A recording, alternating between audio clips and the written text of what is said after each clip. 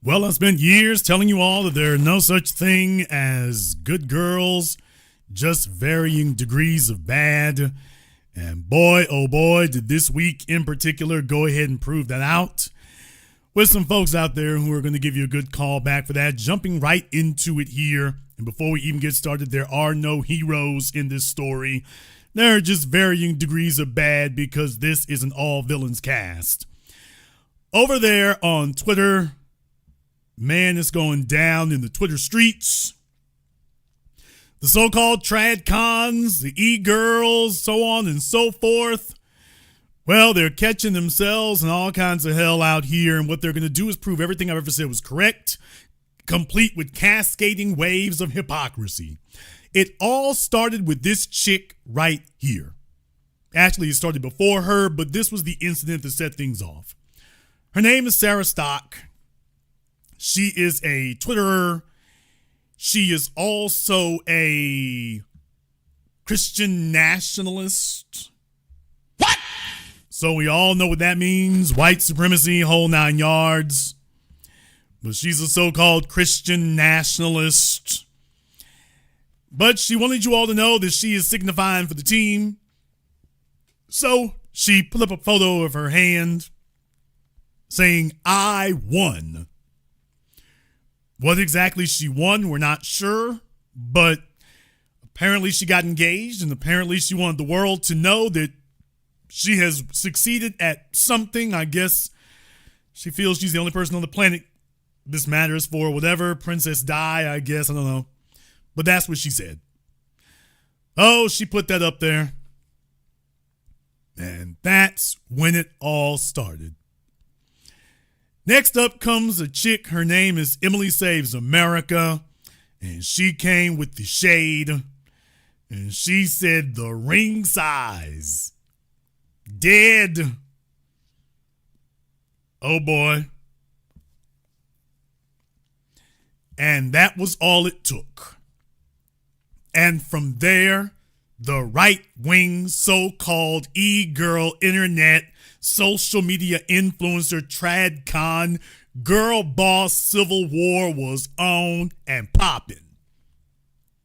So, making her run down to the ring was another chick. Her name is Ariel Morgan.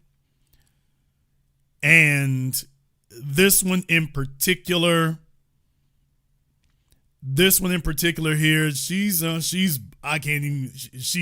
this white supremacist is the only thing you can say about that. She's a white supremacist who did not like what was said there. She didn't like that at all. So she decides to go ahead and jump into the middle of it because, of course, there's a whole bunch of points that people wanted to prove here, and she wanted to have an opportunity to do that. So she jumps up and she says, "You give it up for free." What? I mean, just out of nowhere, she jumps up and she just comes off the top damn rope and says, "Well, you're giving it up for free, so, oh boy." That didn't go very well. Let me go ahead and throw this up on the screen for you so you can see it for yourselves. This is what she had put up in response to it. So just in case you thought they were going to have a civil discussion, nope, straight for the jugular. It said here, you see here, Sarah puts up her original post, "I won." Emily said the ring size. And Morgan responds, "You give it up for free. Might want to sit this one out, Emily." I mean, they got straight with it. No anything, no ifs, ands, or buts. They just said, we just gonna get straight to it. No pause, no delay.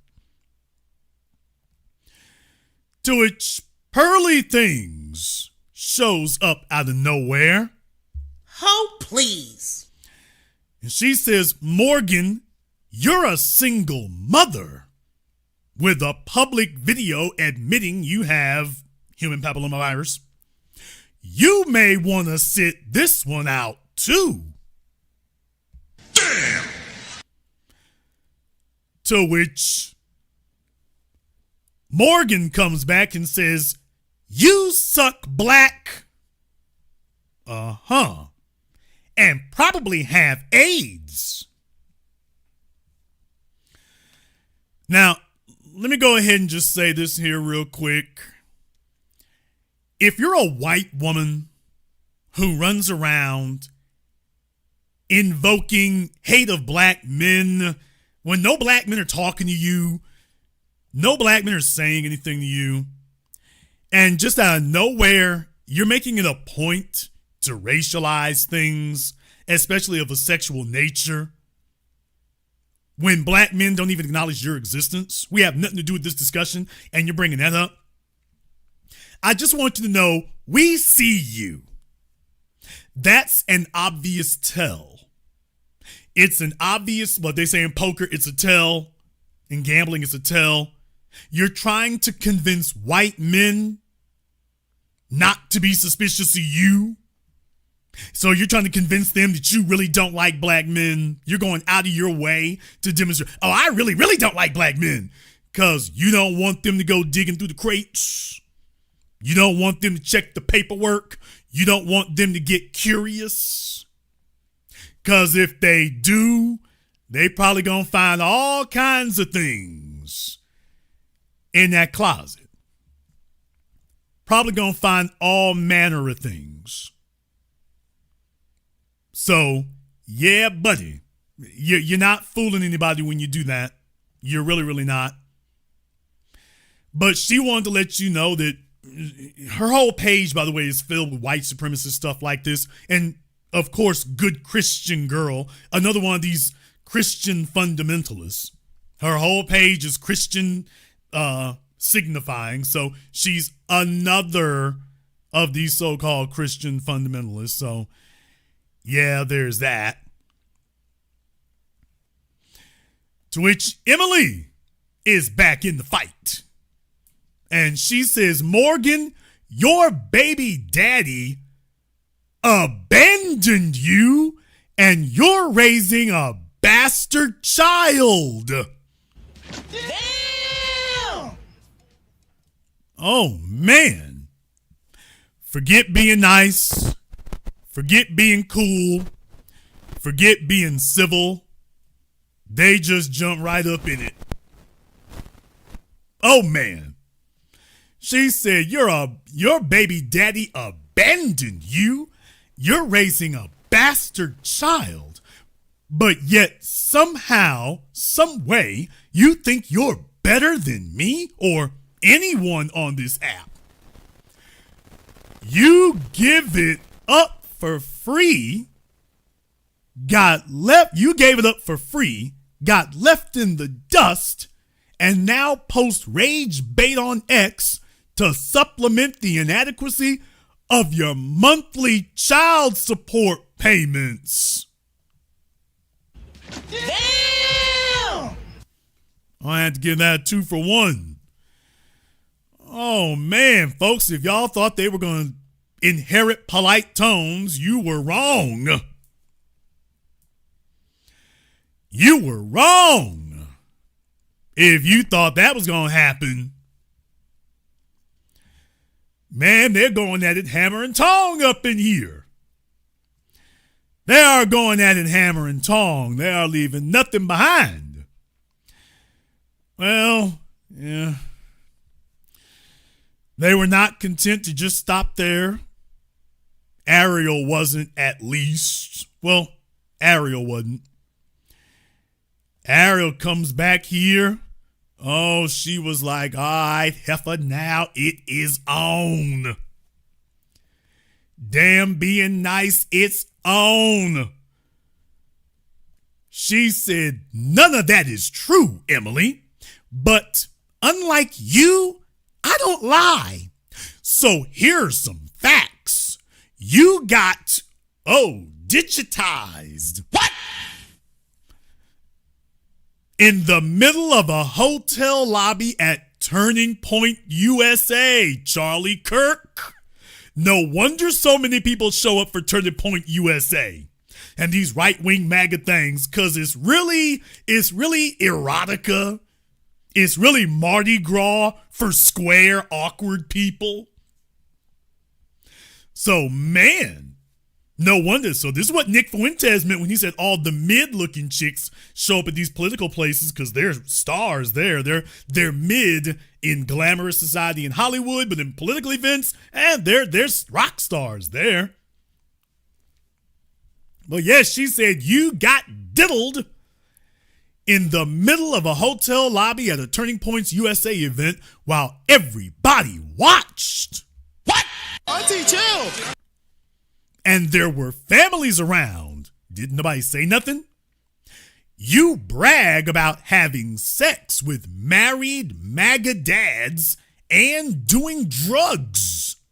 You've been completely ran through, I thought you didn't like black folk, by both single and married men in the right wing. You call young virgins losers and encourage them to have premarital sex, and you're pro-abortion. You're a disgusting feminist whore with a Jezebel spirit who uses filters in all of her videos and lives in rebellion to God while grifting off of the conservative movement, and simultaneously trashes women who desire to live God-honoring lifestyles. White supremacy is a God-honoring lifestyle. Interesting. And single motherhood is a God-honoring lifestyle. Interesting. Being a degenerate white supremacist and overall lowlife is a God-honoring lifestyle. Who's her God? Beelzebub? Gotta be. Because their engagement rings didn't cost enough or their lifestyle isn't flashy enough. But yeah, I'm the one who needs money, you gold-digging hoe. So yes, I'm better than you. Ho, please. Oh my God. Ho, please. Oh, please. Nigga, what? Oh, man. They said, damn polite tones. We ain't doing none of that. None of that. And in case you thought it was over, this fella here decides to jump into it. Some guy named Ian Smith. He says, unwed, childless Fox News girl boss, he's going at Emily, who complains when women make sourdough, now hates on ring size of a happily engaged young woman. Congrats, bozo, you're a feminist. He probably should have left that one alone, because old girl here was just coming for bear. She said, in response to him, between allegedly cheating on your wife, being caught with a toy up your ditty, killing a teenager with your first of 2 DUIs. What? Damn! You really should sit this one out. People, I mean, this is one of them fights where you just want to stand 20 feet back. Damn 5 feet, they throwing chairs, knives, plates. I mean, anything they can get their hands on. It's getting slung up in here. Oh, this is it. I mean, they're going for the jugular, the carotid artery. They just going for straight beheading, straight decapitation. Damn a knife fight, damn a knockout. Straight chopping heads off. Oh, nothing nice about it. And they went on for a while like that. Now, you might be asking here, why am I doing this? Why am I doing this? I'm doing this for a reason. I'm doing this for a reason because there's a point I want to make about this, and I think it's very, very important here. For the longest time, you have been deceived into thinking that people are telling you that a woman's past doesn't matter. And that's a convenient lie that they tell you, because these women are proving to you in real time, the so-called TradCon women, they're proving to you in real time a woman's past is everything. They didn't go after each other's looks. They didn't go after each other's income. They didn't go after each other's politics, really. They went after each other's sex habits. They went after each other's sexual histories. They went after what each other's vagina's been doing since on record. Oh, they went after the vagina facts. And they beat on it like a drum. That was all they wanted to discuss, is what you've been doing in the dark, under sheets, behind buildings. That was it. So do not believe us as men. When we say that a woman is her past, don't believe us. Believe the women. When they want to go at each other, this is what they drag out. You see, when men go at each other, we don't really talk about sex like that. One fellow might have some errand, you ain't getting no sex. But men don't really talk about that like that. It's about money, status. Did you get your ass beat? It's reputation. It's about that. For women, it's straight to sex. For women, it is your sexual value. That's it. So all these other folks who wanted to mislead you and misdirect you and lie to you and tell you it's not really about that. Yeah, it's really about that. It really is. If you all agree, give me the green check mark emoji in the chat room and hit the likes button for me. It's over 1,300 people in here live in just the first 15 minutes.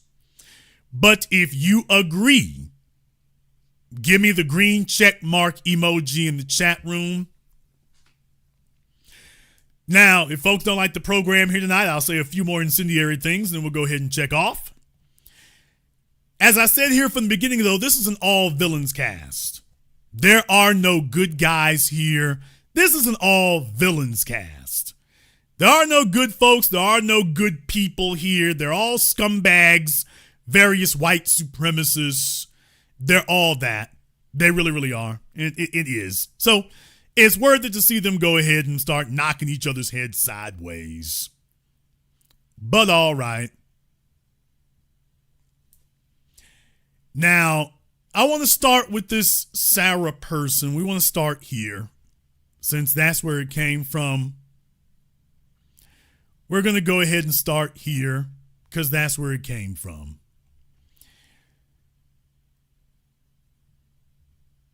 Going to back this up a little bit, because there goes the original post. All right. And by the way, if you got kids up, you want to put them to bed tonight, because Jason's got to go on the grimy Mayo side of town. I got to go on their side of town. So it's not going to be pretty. You've been warned. It is not going to be pretty. Here's her original picture, talking about she won. You saw some of the other stuff that was said there. And, of course, Miss Christian, because nothing racist or white supremacy is Christianity, according to her. White supremacy is Christianity, according to her. So, yeah. According to her, white supremacy is Christianity, or Christianity is white supremacy. So she tries to ignore some of the folk knocking her head in. Remember when Emily said the ring size, and she says, "Where's your ring, Emily?" Keep that in mind. You know what? As a matter of fact, I don't even have to wait on that. She said, "Where's your ring, Emily?" Well, Emily decided, said, "You know what? That's a good one. Let me go ahead and take a look at that." And according to Emily, this was the ring. What? Damn! Yeah, according to Emily, what you see on your screen here from Etsy, $69.97, according to Emily, this was the ring in question. And Emily said, "I'm so jealous." So Emily came ready for war. She must have been beefing with these chicks for a minute because she came ready. She came ready to fight. I will give her that. Whoever she is, she came ready to get raw. So she said, damn, I brought my receipts. She said I brought my receipts. And all I can say is they didn't really fight back against that, to be totally honest. This chick here said, she just quotes Emily saying women just hate other women and boils down to jealousy. Okay, but nobody said, here's their receipt from Zales, you know. It's nothing like that. She just puts up other people defending her, but she didn't say, by the way, you know. Then she says, if any married ladies have advice or tips for me as I start the wedding planning process, please share. Baby, if this is the best ring you can do, because, you know, the bride and her family is supposed to pay for the wedding, so it's going to be a modest, baby, how much planning do you need for the justice of the peace? This chick here says, making fun of a woman's engagement ring is such classless, bottom feeder, scumbag behavior. Illustrative of jealousy as well of when it's a ring that's objectively beautiful. Okay. So she had folks trying to give her some props on that. Brett Cooper weighed in. So fresh from the Daily Wire, Brett Cooper, here are these folks trying to signify like they're above it all. Like they're above it all, and yet they are the grimiest of the grimy. These are the folk telling you about black on black crime and stuff. And it's like, dude, do you see what the hell happens with them? You can't remember the last time we got into it and folks was talking like this. You can't remember the last time that happened. These people went straight at it. Your favorite rap beef didn't go like this. Somebody else, why is this so small? This is getting ridiculous, baby. It started ridiculous. It started ridiculous. Then you have white supremacist extraordinaire Matt Walsh. Matt the weirdo Wolfman Walsh. What? So just remember, these white supremacists circle in their same orbit together. Matt Walsh, who nobody's trying to marry. Nobody's trying to replace your wife, Matt. So he should just bow out altogether because nobody wants his life. It's like, dude, you're a white man with money, and nobody wants your life. The white dudes don't want your life. Wanting your money is not the same as wanting your life. None of them would trade places with you, but okay. All right. He said, I'll never understand this thing about ring size. I wonder if your wife says the same thing, Matt. I see you talking. Why don't you bring Miss Walsh out here to say, by the way, that doesn't matter. And then she can show us her ring. Unless you're rich, you shouldn't be spending tens of thousands of dollars on a ring anyway. Putting yourself in 5-figure debt just to buy a piece of jewelry is not a flex. It makes you a moron. Let's see if his wife says the same thing. Let's see if she says the same thing, by the way. Emily said, it's going to be hard to be a trad wife when your man can't even afford a ring. How do you guys expect to have a house, land, multiple kids? BFFR, I hope y'all enjoy working. Sorry, I'm MIA. I'm in the Hamptons. To which Sarah said, they just keep gold digging themselves into a deeper hole. She didn't say that it was false. To which these fellas here weighed in and said, the actual white supremacists on this app are so broke. What? Damn! Alrighty then. Yeah, the actual white supremacists on this app are so broke. How are you superior wearing a gumball machine engagement ring? LOL. Must have hit a sore spot because she responded, this can't be real. Here's Michael Knowles. Remember him from Megyn Kelly's program, running around talking about Carmelo Anthony came from a single mother home, and there she was with her husband. So white supremacist with egg on his face, but if they had any sense whatsoever, if they had anything even resembling intellect, they'd be too embarrassed. But when you're operating on the intellectual level of dogs and gerbils, this is about the best you get. For what it's worth, I think the engagement ring looks lovely. Michael, if you can get a woman, see if they agree with you. Dude, now this fella's back. He says, thank you, but I'm the bad guy for throwing shade at a literal white supremacist, Nazi botched Barbie? Damn! So he's telling the truth. Now listen to what she says. These people sound identical to leftists. Instead of calling me a literal Nazi white supremacist, why don't you tell me which of my beliefs you take so much issue with? And she didn't say I'm not one. She didn't deny it. By the way, she doesn't deny it. It's not just the ring, but I've been surprised at how weird and materialistic people get about wedding stuff. I'm just excited to get married, and there's this insane pressure to turn everything into a show for other people. Now look at this. I never claimed to be trad. I've just claimed to be a Christian. Christian nationalist. When you go to her YouTube page, she's got a link to it on her profile. You go to her YouTube page, it's the whole MAGA white supremacist Christian nationalist, menu. She says, I can dye my hair, get my nails done, listen to modern music, wear modern clothes, use social media, etc., all while living out my Christian faith. I'm Catholic, not Amish. To which she says, from girlfriend blonde to fiance brunette. Y'all want to bet if she got some brothers on that sexual rap sheet? When they go hardcore like this and they go white supremacist so young and they're really vocal about it, some brothers on that sexual rap sheet from them college days. And if she guarantees she went to college and there's some brothers came creeping through dorms, or she went creeping through theirs, and they're trying to clean this thing up. Oh, they're trying to clean this thing up. So anyway, she's trying her best to do this. By the way, this is from her YouTube page. Can you be a Christian and a nationalist? So she lets you know that. Yeah, she lets you know. That's what she's about. So, yeah, there it is. There it is for the person who set all this off to begin with. She set it all off to begin with. Now, I found some of this here to be interesting. Found this to be interesting when you got folks saying that there, and she says it's not the ring. You're being gold diggers. You're being materialistic. It's not the ring. People are weird and materialistic. I'm very glad that she said that. Y'all know where Jason goes from here.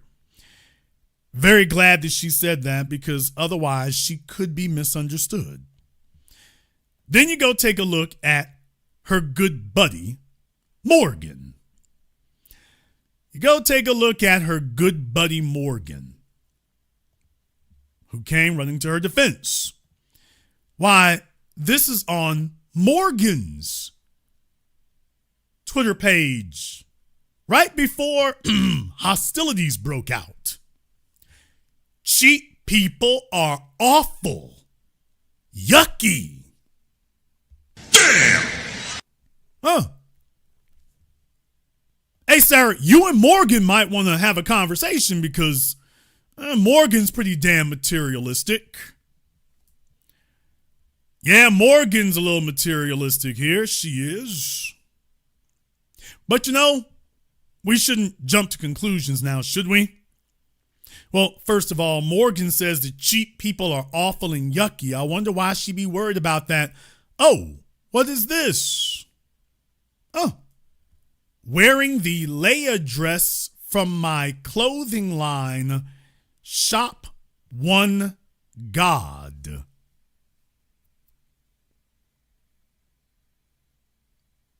What? Oh. I guess this is in God we trust, all others bring cash. No. This is the same Morgan Ariel who went full Sodom and Gomorrah on somebody else. This is the same Morgan Ariel here who wanted you to know that that's going on. This is the same Morgan Ariel who her God is a white supremacist God, who very much sees color and race and doesn't like black people. Her God is a white supremacist God for whom black people are a negative.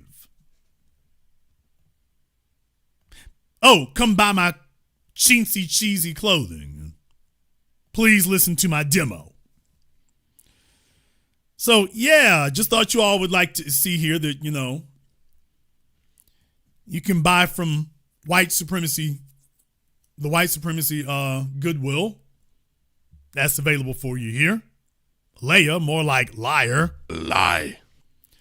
But yeah, she wants you to know she got something to sell. So there's a reason that these women want to raise their social media profiles. There's a reason why they want to be seen. There's a reason why they want to signify. There's a reason why they're trying to build a brand. There's a reason why they're going back and forth. They got something to sell. They have something to sell. And in her case, she's trying to sell white supremacy and purity. She's obviously trying to sell purity. So that's what she's trying to sell. So if she dirties up other women, we're selling purity. Wouldn't want the white males to know what you've been doing. So you better go triple, quadruple down on the white supremacy, because you don't want the white males that you're trying to sell to or bring in as part of your audience to see exactly what you've been doing and what you're on. Wouldn't want that to happen now, would you? So, yeah, she's trying to sell something. And you can go through her timeline. By the way, she doesn't like black people, but cooked. Oh, please. Okay, yeah, just, you have to understand, when you obviously you're showing that subtle nod to bowing to vernacular and culture like that, it's, ma'am, it's pretty obvious. Pretty obvious. You're trying to hide something. It's going to come out in the end anyway. You might as well go ahead and just say it. Now she wants to sit up here and, she's trying to defend herself. Not really working out very well. Not working out very well. So, this is when she decides, this right here, the great Christian if we ever saw one. Great Christian if we ever saw one. Now take a look at this. Family is your most valuable asset next to time. Anybody demonizing it is a stain on humanity. Wow, the white single moms sound just like all the others, don't they? After the fellas that they really want gripped them little flat, bony surfboard butt cheeks and did what they did and then left her spinning in the middle of the road with the kid, all of a sudden now she wants, quote, family.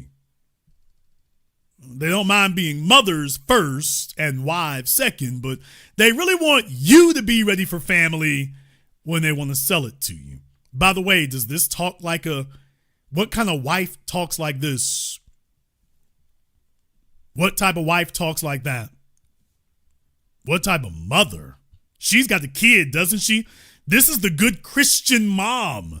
Good Christian aspiring wife and mom. This is how she talks. Okay, take lessons from her. By the way, why is it the white supremacists, like Matt Walsh and the rest of them, why are they not calling this part out? Brett Cooper didn't call this out either. Why are they not calling this part out right here and saying, by the way, what kind of mom does this?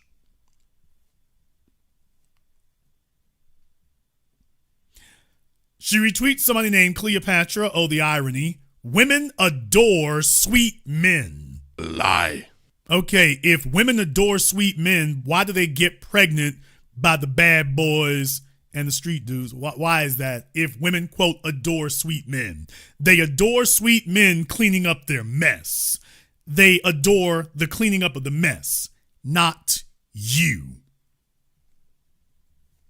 Women don't call men sweet that they desire.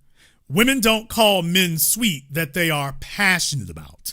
Women don't call men sweet that they are primally sexually attracted to. Those are not words that women use for those men.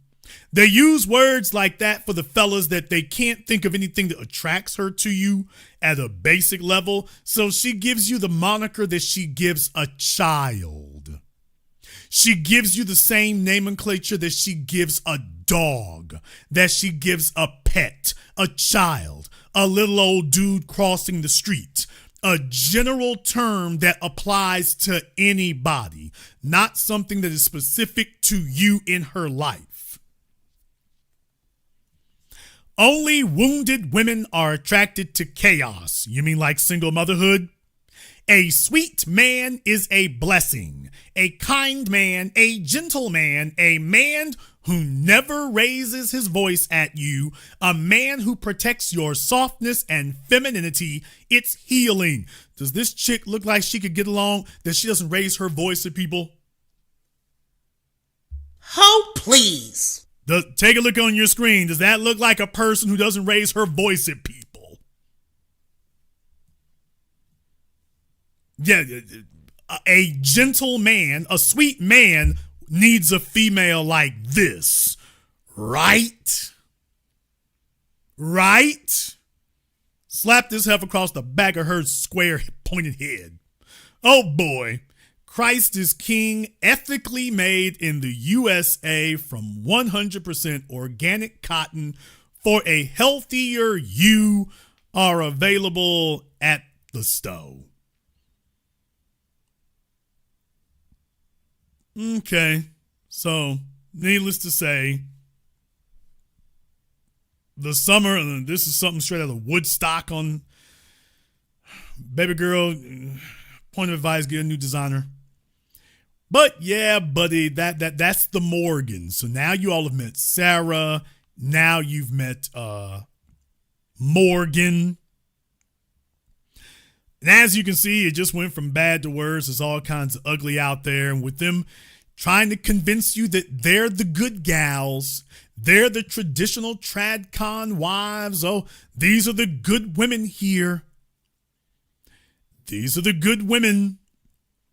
Now, I gotta jump back over here on Emily's page. I gotta jump back over here.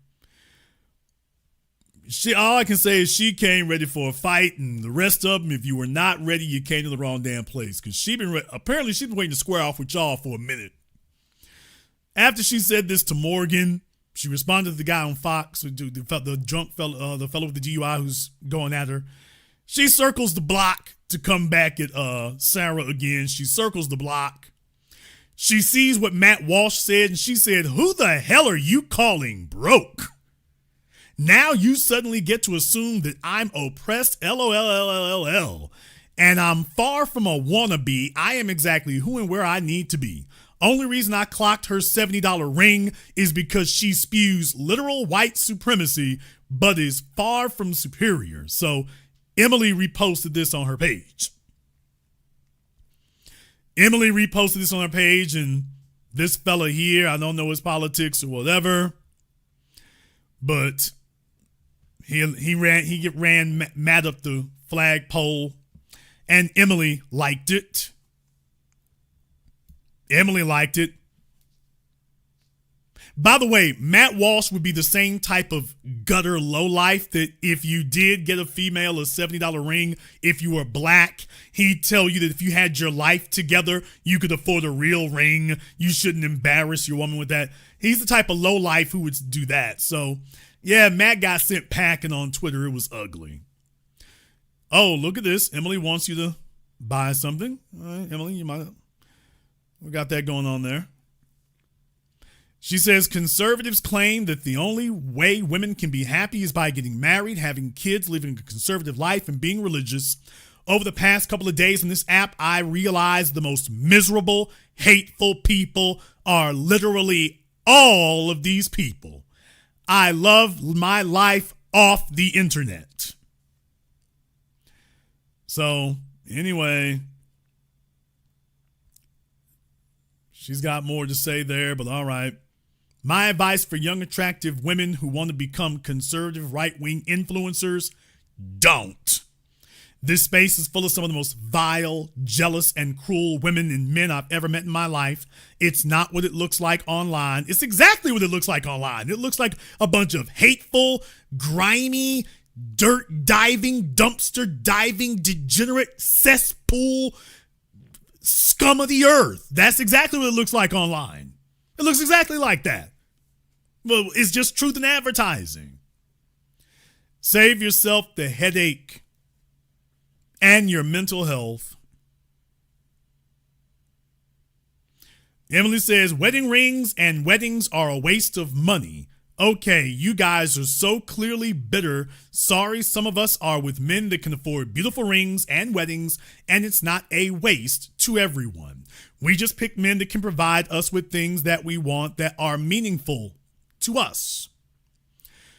Then she did this, y'all. Oh, then she did this. Emily said, you guys can call me a gold digger and materialistic, but thank God I found a man that can provide, so I don't have to post a Venmo for my wedding. LMAO. Damn! What? Auntie, chill. What? Oh, what'd she say? Heifer, I ain't done Googling yet. I'm not done going through the crates. She said, Heifer, I'm not done going through the crates. She's like, oh, I'm through with, we through fighting when I say we done fighting. She said, we through when I say we through. She's like, damn peace. I'm still coming for your neck. Oh, Sarah just needs to throw in the towel. Sarah, just throw in the towel, baby. It's over. It's done. Give it up.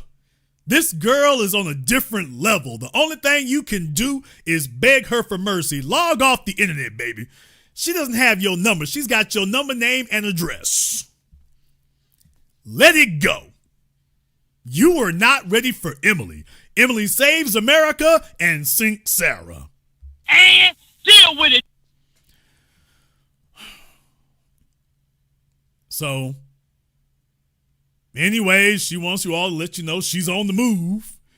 She's on the move. She's doing things. She's out here hurting folks. Oh, she getting them. What did she say? You gonna get it? And you deserve to be getting it.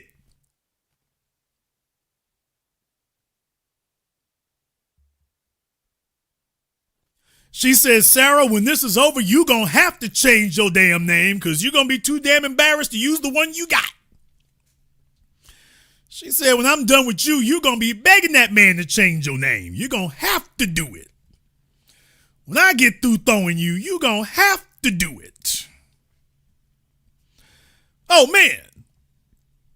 Y'all, they vicious out here. They spare no blows. They are sparing no blows out here. They are not giving up 1 inch. They're like, baby, if you want the smoke, you can get it. If you want the smoke, you can get all of it. Oh, yeah, one more thing here I did want to show you here from our good friend Ariel. Ariel posted this in the middle of their going off on each other. She said, sometimes the south side of Chicago just comes right out of me. So, like I say, she thinks, like I say, white supremacists. And the whole thing is, baby, do you think this raises your value? It really doesn't. So, it doesn't raise your value, but all right. So we live in these people's heads rent free. It's like you're sitting around, nobody. Nobody, just nobody said anything. White supremacists. You know the Negroes are still there. Like, bruh, get a life. Come on.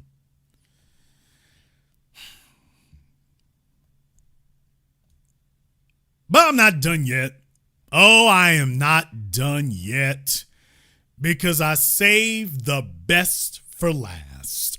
Yes, I did. It's been a while since I had to say anything about her. It's been a while since I had to say a word about her. But last but not least, we come to our good friend, Hannah Pearl Davis, aka Pearly Things, who has attempted apparently to resume her earlier career arc, or should we say villain arc, of reinventing herself as a right-wing MAGA white supremacist. I shouldn't even say reinventing herself. We should say revealing herself. Damn! Revealing herself as a MAGA alt-right white supremacist. And I guess she figured, damn it, if I'm going to be a villain, I might as well be the best damn villain I can be. So she said, let me just go ahead and go for it. Now, folks, here, first of all, I want to tell you something. I didn't know this. Until today. This is the first time I found out. Do you all see something interesting on the screen here? This right here. I didn't know. For those of you who can't read what it says follows you. So that's the indicator on Twitter to let you know that this person follows you. Folks, Pearl is following me. I don't know how long she's been following me, but she follows me. You know, Heifer, you could have done a whole lot better than follow me. If you had called me a couple of years ago, there's a 1.0005% chance you could have saved your little career and your dignity. I'm just saying. So if you actually has gone from being a spectator to being an active participant, life might have gone a little bit different for you. But as it stands, no, folks, I did not know. I didn't know. I had no idea. Had no idea at all. Period. So, yeah, folks, Pearl's been following me. I don't know how long. I don't know, when she started. I don't know when it began. I don't know what the goal is. She's never popped up in my DMs. She's never said anything. I'm not following her. Oh, yeah, one more thing. And I'm not following her. So, time to block her. I'm not blocking the damn thing, but I don't want to do that. Well, she's no threat to me. Why would I want to block her? She's not a threat. What's she gonna do? Mayo me to death? What? So she's not a threat. What is she going to do? Mentioning me is the worst thing she could possibly do. Please understand that. She's no threat to me. Me, on the other hand, I am the Ballad of the Menace for her. I am the Ballad of a Menace for her. So she doesn't want to mention me. But she does not want to bring up that specter again. But I just wanted you all to know, either that or she just follows every black man she meets. Oh, please. What? Auntie, chill. So it's either I'm special or I'm nobody special at all. So either she's following me because I'm special, or she just follows every black man that comes into her orbit. She just follows all of them. I saw you. Follow. It's just okay. So I just wanted to give you all an update on that. If you wonder how things were going, she's lurking. On the internet, this is what they call lurking.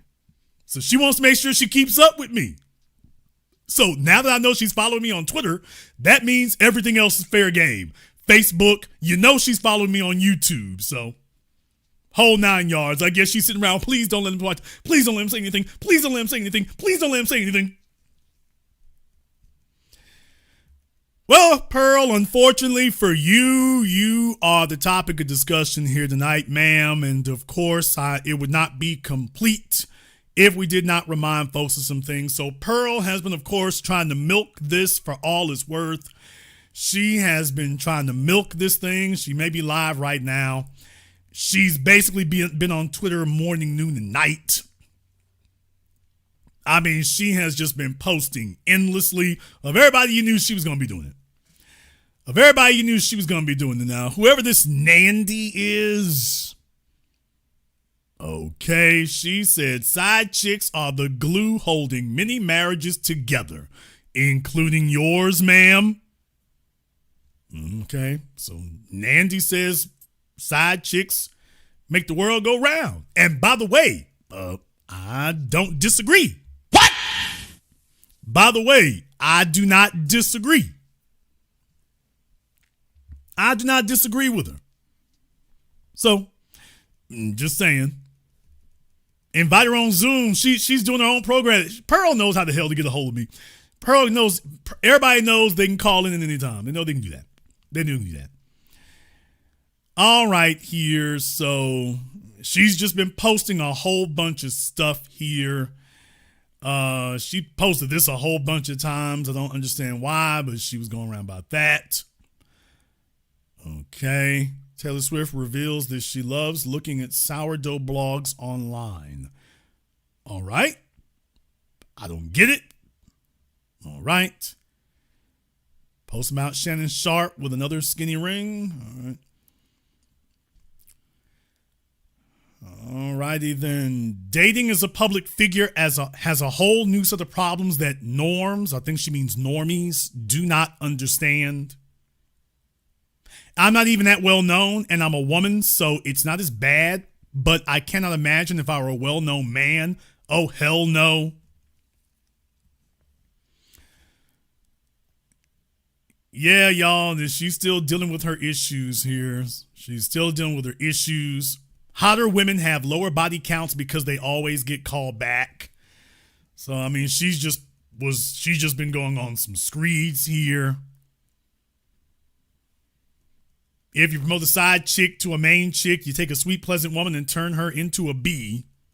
Speaking of your life, Pearl, is she still projecting about mediocre tutorials? What? Y'all, is she still projecting about mediocre tutorials? Yeah, because she took that whole damn thing way too seriously. She took that way too hard and way too seriously. I mean, when she's giggling about him having cancer, I'm like, oh, mediocre tutorial must have flip-flopped that thing all over Manchester, England. And she was, for those of you who don't remember what happened a couple years ago, she was viciously bitter about that. So they've never disclosed if they ever did anything. I strongly suspect that they did. No shade. I'm not saying it's my business necessarily. I'm just saying the way she responded. Oh, that's how a chick responds when a nigga gets on the plane and it's just like, it was good and it was real, but it wasn't real good. Or he doesn't respond the way you thought he was going to because everybody saw how wrong and racist you were, and if he slept with you and then didn't come running to your rescue, oh, you're going to take that personal.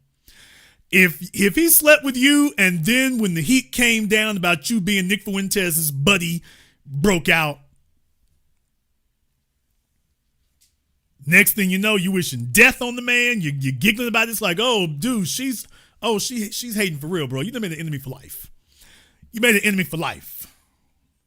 All right, so she's going around Patrick Bet Davis, so we're just bringing in all the white supremacists. I am good Christian woman, and I am going to tell you why person X, Y, and Z is a bad person. Okay. Who should I bring on the channel this year? Someone with a personality to host it. Damn! That you should start with that. A sensible, competent host. Start there. You can start with a competent host. That's who you can bring on your channel this year. Somebody competent to host it. Okay, she's throwing this up here. Okay, Christians are really out here bragging about how humble they are. I'm so humble. Look how humble I am. I am the humblest. That's why God's happy with me, because I'm proud of my humility. I mean, humble over my apathy toward wickedness. I mean, I'm selfish and God doesn't care. Sing. For $20, I will make a stream about all the things your wife is doing wrong this week. You can happen to turn on. Okay. OnlyFans ain't working. Baby, there's a whole lot easier ways to get $20. OnlyFans will help cure that for you. You men should be sending me cash because your wives get ticked off at me every day. They get ticked off at me every day instead of you. 2 posts in a row about money? Damn! Okay, ma'am, you're kind of tipping your hand there. 2 posts in a row about money. Okay, that psychology is saying something there right quick. What she say? She's trying to jingle that little bell. Trying to jingle that little bell she's doing. Okay. Female gaslighting. Well, what do you know? Her buddy Nick Fuentes, who the white supremacists online are foolishly and stupidly trying to make him a mascot when all he really is a loose cannon that blows up in their faces. But folks will do anything for clicks, so this wave will be over before y'all know it. This is a guy who he burns too hot. It'll be over before you even know it. It'll be like, okay, by this time next week, we won't even be talking about it. That's the way that goes. However, I thought that's interesting that she reposted that. Very good that she didn't make a comment, people. I mean, she's reposting Nick Fuentes. And, okay, they're saying he's talking about women. Oh, okay, talking about Candace Owens, who, I mean, technically qualifies as a woman. But fortunately, he's not doing his white supremacist routine on her page. Clearly, she doesn't know anything about that. I mean, she always says she didn't or she agreed with it. Okay. She agreed with his phrenology and his, eugenics and everything else. Okay. Good thing he's not saying anything white supremacist, that she's not saying she agrees with that. Good thing. I'm glad that didn't come up. If getting married again means marrying a woman with attitudes similar to many of you ladies online, I'd rather remain single for the rest of my life. Too many of you are insufferable. All right. Problem with pastors is that once you become your job, you're not able to have any other job. You have no skill. So you just fall in line to provide for the kids you made. Okay. Women bring drama into every industry where men care about information. Posting Nick Fuentes again, so apparently she's taking coaching or mentoring still, so they're still in communication. Okay, she's talking about Candace Owens, all right, but she posted that. Okay. I care if the information he's saying is accurate and the show is entertaining. Who is she to be the person to put him on trial? So she considers white supremacy to be information and entertaining. She thinks white supremacy is entertaining. So just in case anybody thought that she changed in the last 2 years, and all you suck butt dumbass niggas out there who are still caping for her, by the way, yeah, you look as stupid now as you were then. Yeah, you look as dumb now as you were then. Really, really is. Really, really is.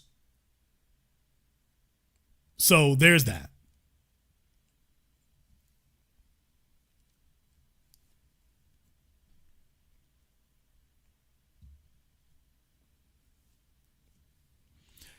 So she's sitting up here and talking about TradCons and gaslighting.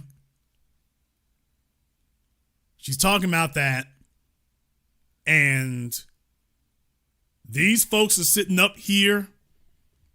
She's doing her usual nonsense. And then, well, this comes up. This comes up. They could never make me hate him. Well, I wonder what he said that she likes so much. I'm the realest nigga on the internet. That's in the middle of my generational run. And it is not going to come to an end anytime soon over my dead body. Okay. Because a bunch of Let me get that up for a moment here. They weren't even born here. I'm the realest nigga on the internet. That's in the middle of my generational run. And it is not going to come.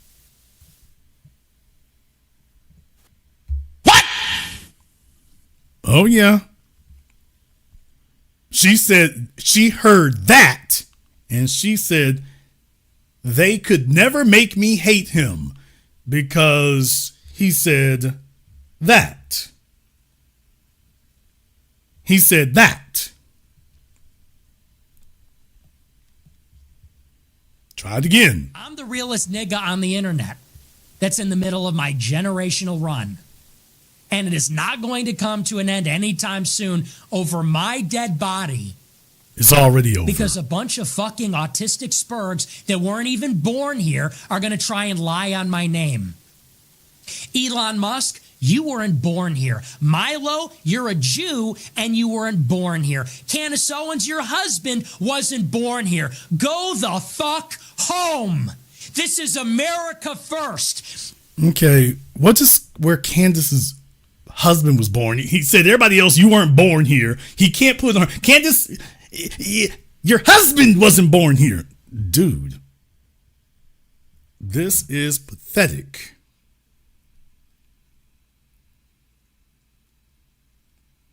This is pathetic. So that was the best he could do. But I wanted you to hear that this is what Pearl said. You could never make her hate him. Yeah, please understand something. For those of you who may be new here, in the words of our immortal ancestor, Brother Neely Fuller, the problem with so many Negroes when it comes to interracial sex is that they got a sick mindset to it. They hop into bed with white supremacists like Pearl Davis, and they get confused. They think that because someone keeps proximity around you because you're a profit center, they think that if somebody keeps proximity around you, well, then they like you. Or if they throw in their cottage cheese thighs open, well, they like you. Simple-minded folk can very easily be drawn into that. So they get into bed with them and they wallow around and start sweating on each other. And then when you hop out of bed, you think your value has increased. And meanwhile, this is what she is, no matter how many black males she's been with, no matter how many black females she's been around, no matter the fact that her whole name was built on talking to black people because white folk wouldn't do it. Never mind any of that. At the end of the day, she still is team white supremacy, and you cannot wrap your brain around the fact. Now, how in the hell can she have her legs wrapped around me and she's doing every nasty thing there can be, and she's still white supremacist? I don't understand. Now, if you said that, that's actually the best case scenario, because there's actually a low down, grimy, scum sucking bunch who's like, I don't care if you white supremacist or not, long as I get my turn. So you've always got, the bottom of the barrel, not even a short bus, the short tricycle children. That's where they come in. They just sleep with anything. Anything at all. So I just wanted you all to hear what it was that she said she loves so much that you could never make her hate him. I'm the realest nigga on the internet that's in the middle of my generational run. And it is not going to come to an end anytime soon over my dead body because a bunch of fucking autistic spurgs that weren't even born here are going to try and lie on my name.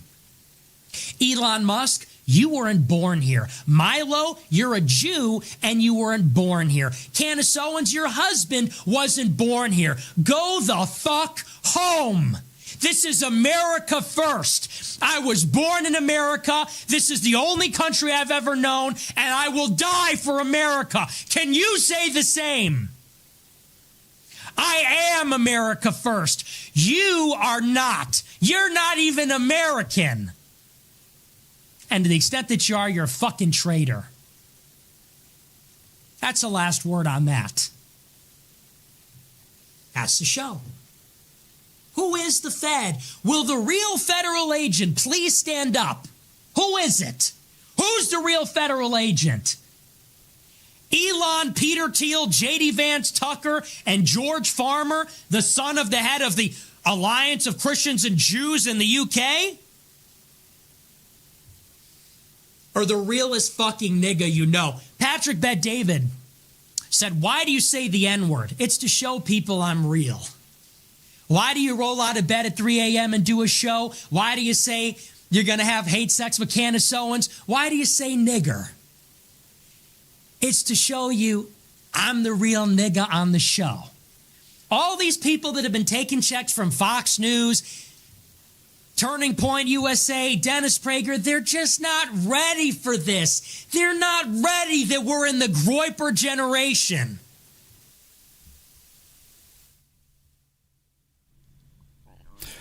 For anybody who thought that I was wrong 2 years ago, I'm going to open up the Zoom here in just a moment, and you can go ahead and explain this away and tell us what part about this is perfectly fine that the rest of us just don't understand.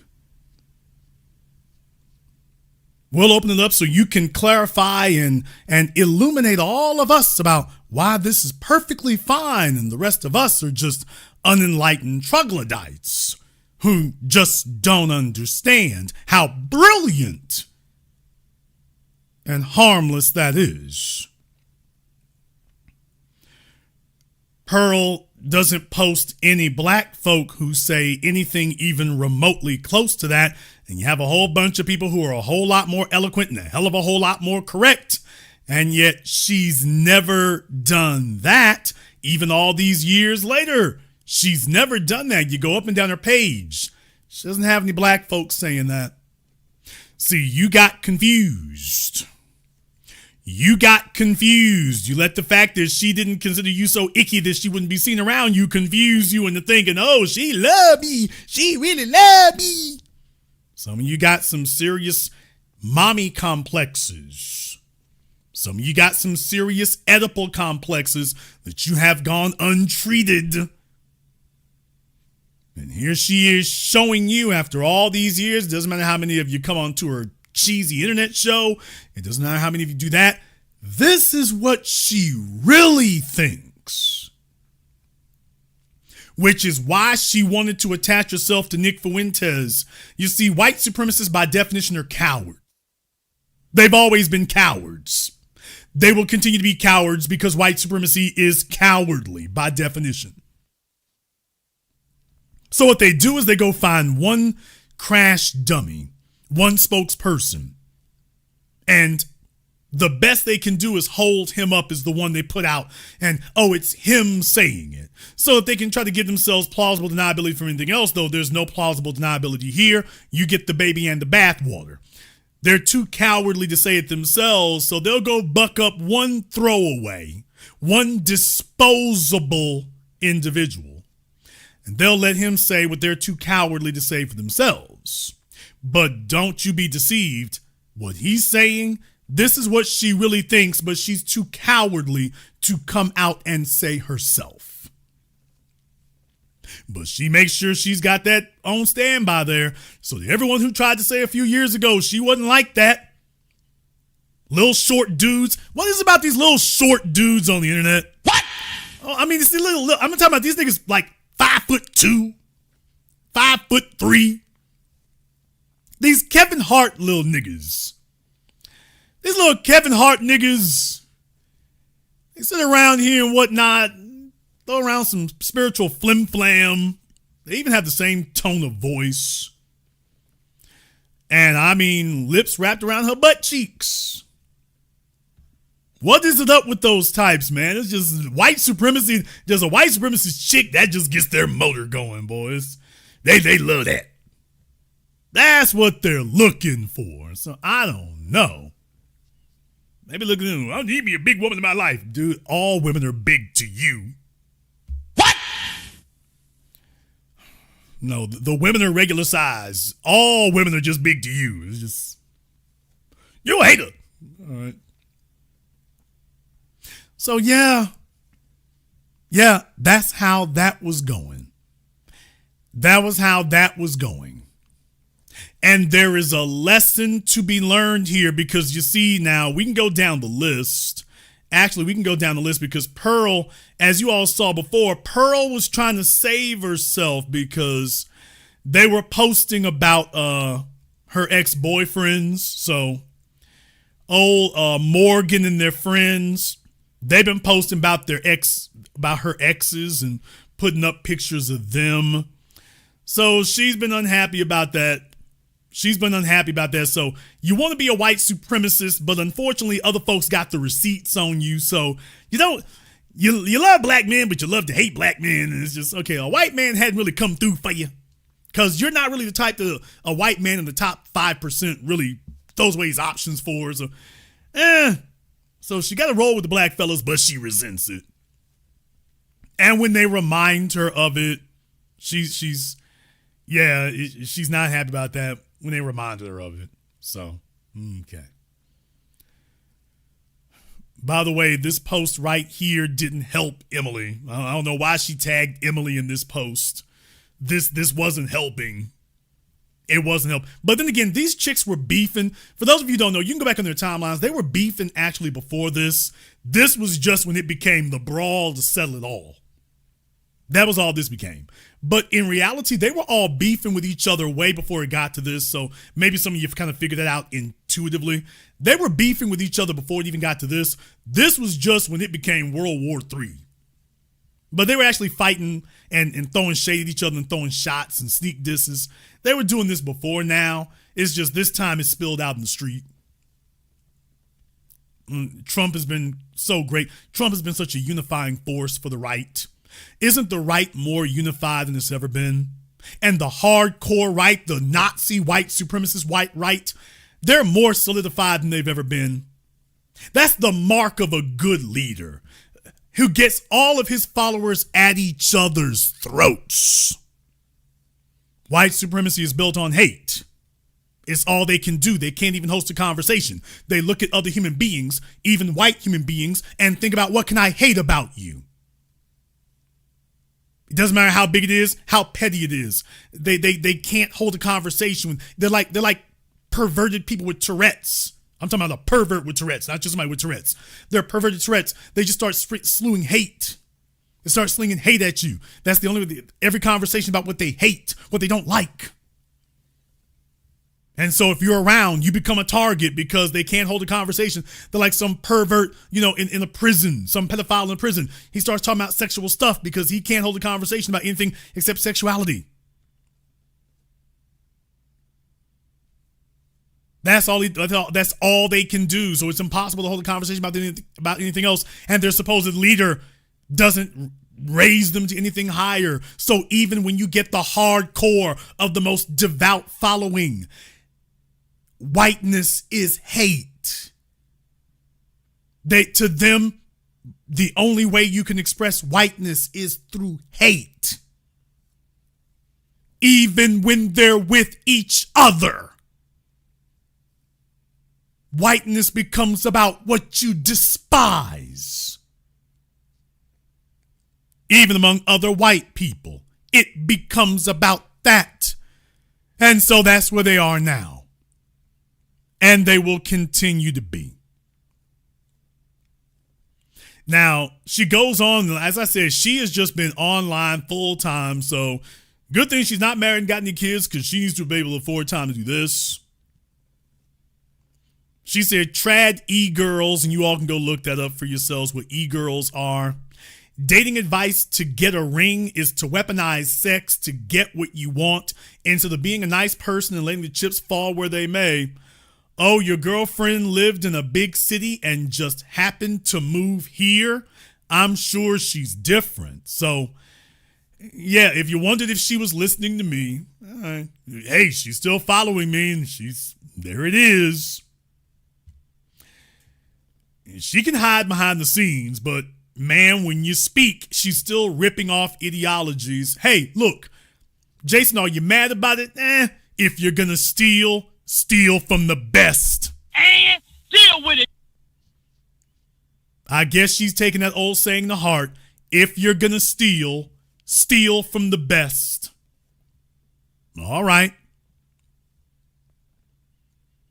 We should have more former whores in church to teach the women how to properly address their husbands. All right. Hey, trad ladies, you were not actually a virgin on your wedding day if you got diddled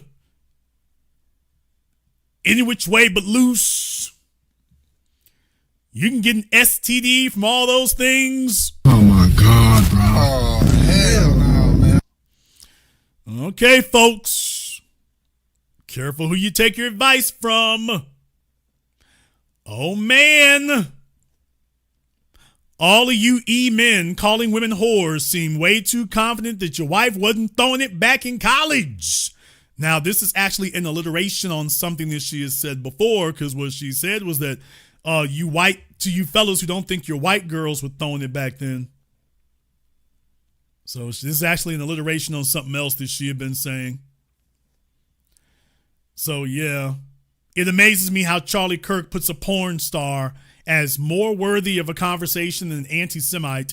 Charlie, one got orgied on camera and one had a difference of opinion.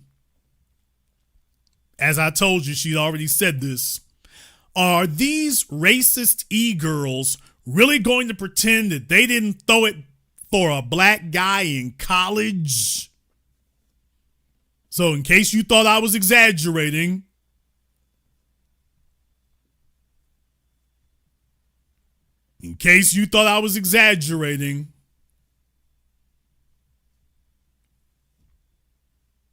if you're a single mom or a porn star, you don't have the right to lecture anyone on anything ever.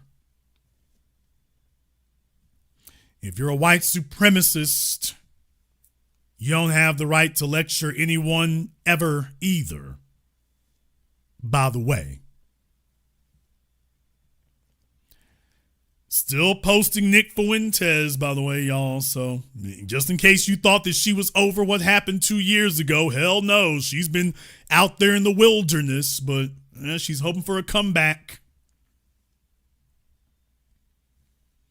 If you're really trad ladies, why don't you post your screen time? Probably because they spend as much time on the internet as you do, so I guess you feel confident.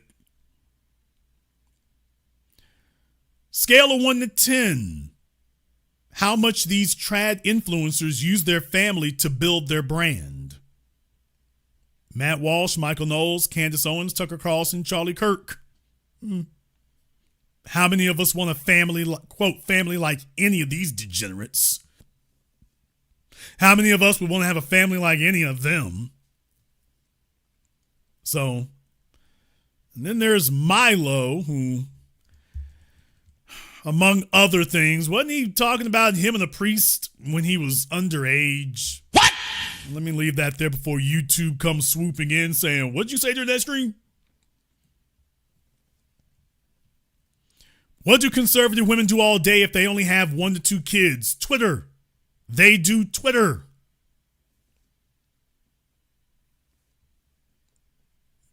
So as you can see, she went on for a while. I mean, a while. She was wearing that thing out.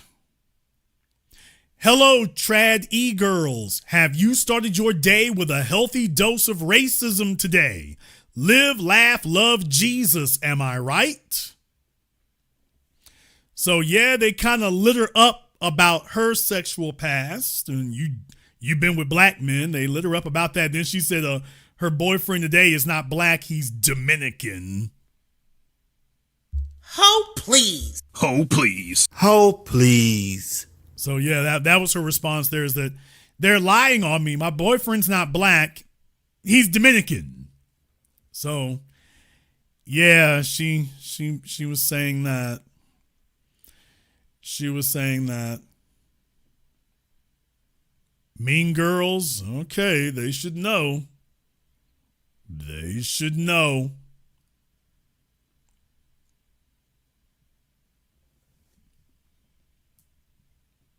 She was still going at her friend Ariel there. She put up videos and everything. All right, just letting you know that, by the way, they were being very nice to each other. They were being very nice.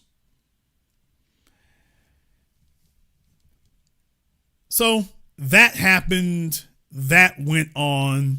I wanted you to see what they were. And I just wanted you to understand what it's really about.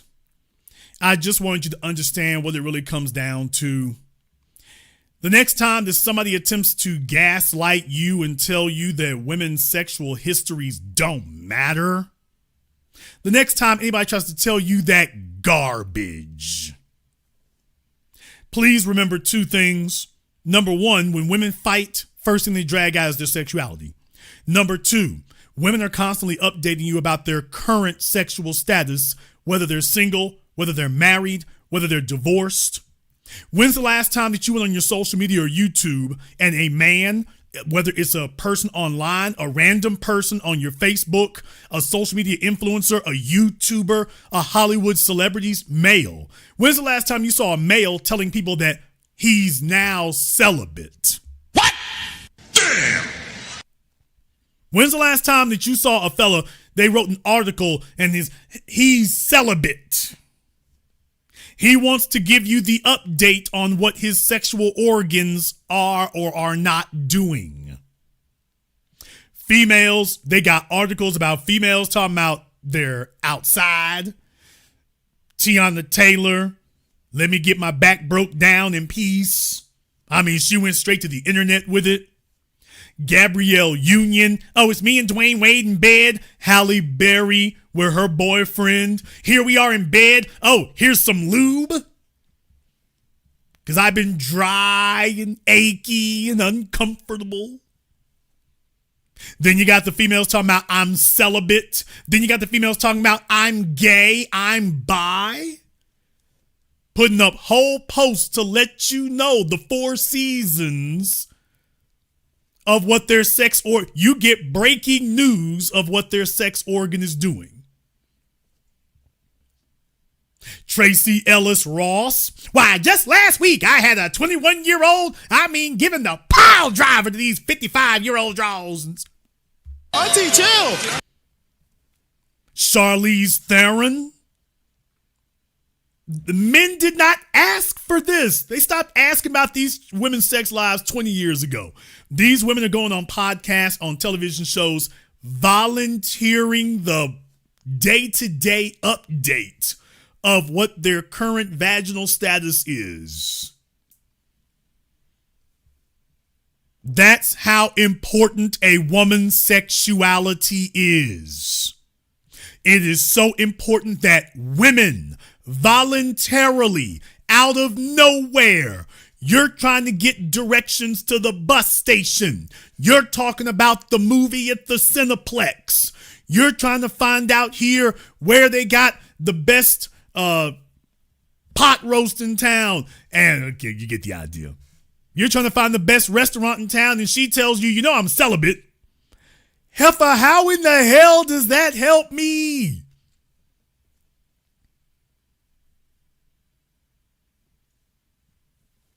We're not even talking about that. We didn't even ask you. Women volunteer this. You know why? Because the bottom line is your red pillars never described this to you. You need to understand what it is. We place as men of women place a very high value on the response that they get from men. And every woman knows what her viability was when she was in her early 20s. Soon as she was of legal age, she saw that men were giving her attention with a purity and an intensity and a veracity and a volume that she's never seen since. Men were offering sex. You know what I'm going to say? Sex and resources, sex and commitment, sex and status, sex and resources. The older you get, all those things fall off one by one or all at the same time. And all you get offered is sex. And hell, half the time you can't get that. Every woman sees how tremendous that was. When she was in her early 20s, it was mind-blowing. It was spectacular. It was like having a superpower. Being a female in your sexual prime is like having a superpower. It's like having that. That's what they look for. Every female, when she had it, she's like, that's it right there. She has men falling at her feet. They're calling her. She doesn't have to fight to get them to call back. They're offering her to go places, see things. In other words, they are immediately and readily stepping into the position that her father was in, protector and provider. And it was effortless, and you had a broad range of options. As a matter of fact, that's why it destroys it for females, because when females are awash in options, they don't think, let me pick the best one and leave. They keep thinking one of two fallacies. Fallacy number one, if this is how, whichever one is the best option, she thinks to herself, they use it like a sexual roller coaster. It's a thrill ride. It's a thrill ride that they just can't get enough of. It's a thrill ride that they can't get enough of. If YouTube is messing with the signal here, y'all just need to refresh if you don't hear anything. For those of you who don't have high-speed internet, you might want to have them do that. You might want to just refresh that. Yes, they're not liking it. They can go ahead and not like it.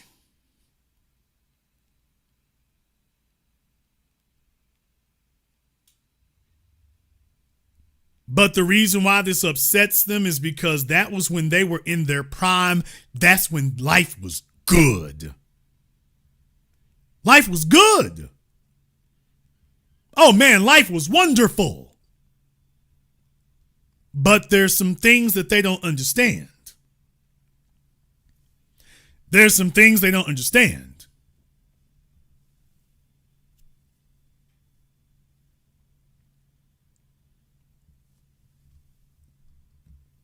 The things that they don't understand here is that as men, there's something that men are looking for. There are things that men are looking for that you all just don't understand.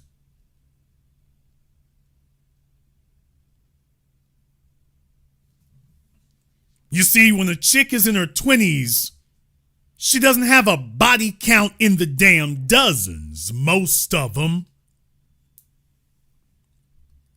When they're in their 20s, she doesn't have that 1,000 male stare. You know, the one where you can see that she's been laid on top of so much and run through so much that she's looking around like she got PTSD.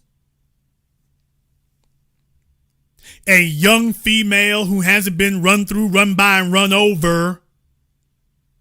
She's got a light in her eyes.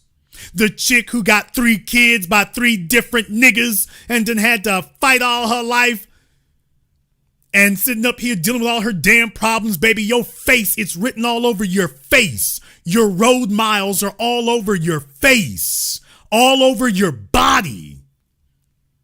You look weathered. You look traumatized. You don't look young and buoyant and fresh and new and naive and joyful. You don't look that way. That's why when you're younger, you got value, because as you all get older and you get run through and you have all these experiences that they don't just cut knocks and dings and dents into you. We sit up here and the car's got major structural damage and you running back out here thinking folks are going to ignore that. So you move on to the next pathetic era. You want to convince men that you're still fresh and new, that you're a Stepford wife. So they're trying to convince you that they're, quote, TradCon, traditional conservative. Oh, they're Stepford wives. That's why they resort to that, because they want their superpowers back. But men don't give that superpower. They don't respond to you when it's obvious that, There's nothing new or fresh here. You see, men are looking for a new, fresh experience that they can imprint themselves on. When you got so many prints on you that you look like a ball of clay that was passed around a kindergarten of 90 children, What? men don't respond to you the same way. They respond to you as, it's my turn. That's why females' sexual past matters so much, because women are disgusted and they can't stand it when every man that they talk to approaches them and the conversation either sooner or later, but usually sooner, becomes developing very quickly to, so it's my turn. He's not discussing sex and resources, sex and commitment, sex and development, sex and cultivation, sex and inspiration. He's discussing sex leading to more sex. And women can't stand it when that very clearly develops into what the conversation is distilling down to. The men are letting you know, oh yeah, is it my turn? That wasn't what you were getting when you were in your early 20s. That wasn't the energy they were giving you, because they wanted to know if you had a future. You can't expect a sensible man to invest in a woman whose future has already been liquidated and devoured and consumed. When you're in your early 20s, you got a runway in front of you. When you're in your 30s, you got plenty runway behind you with a whole bunch of wrecked planes and collisions. So women desperately want to get that energy back. They desperately want to claw that energy back.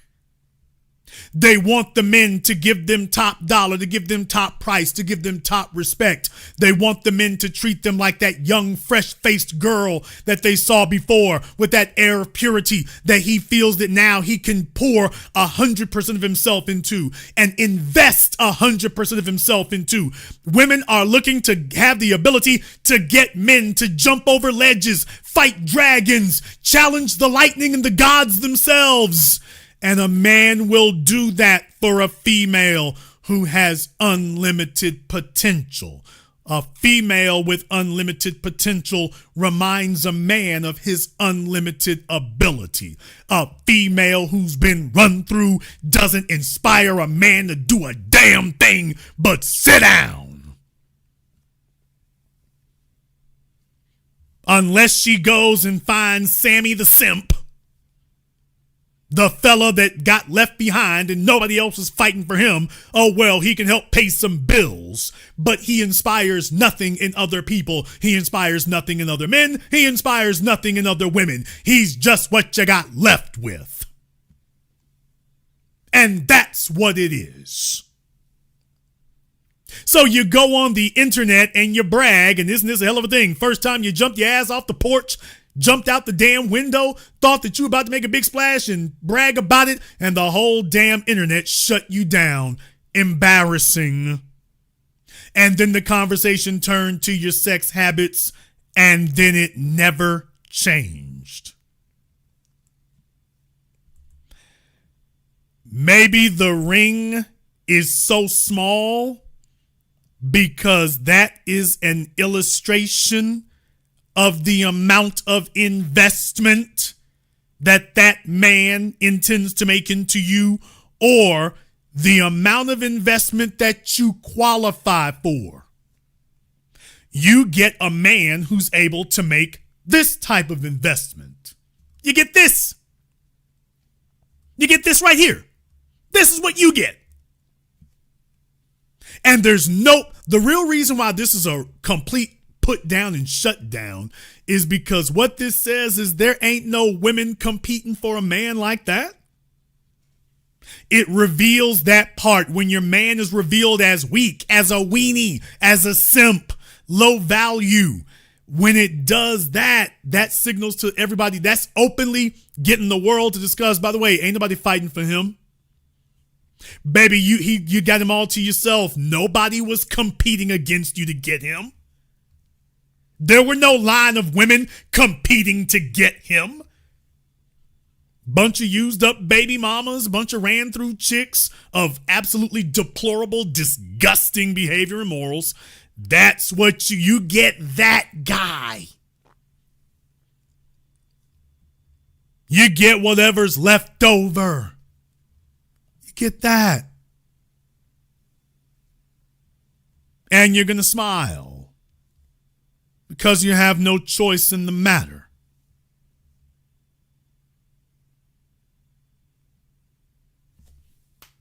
This is what you get stuck with. You get stuck with that. You get stuck with that.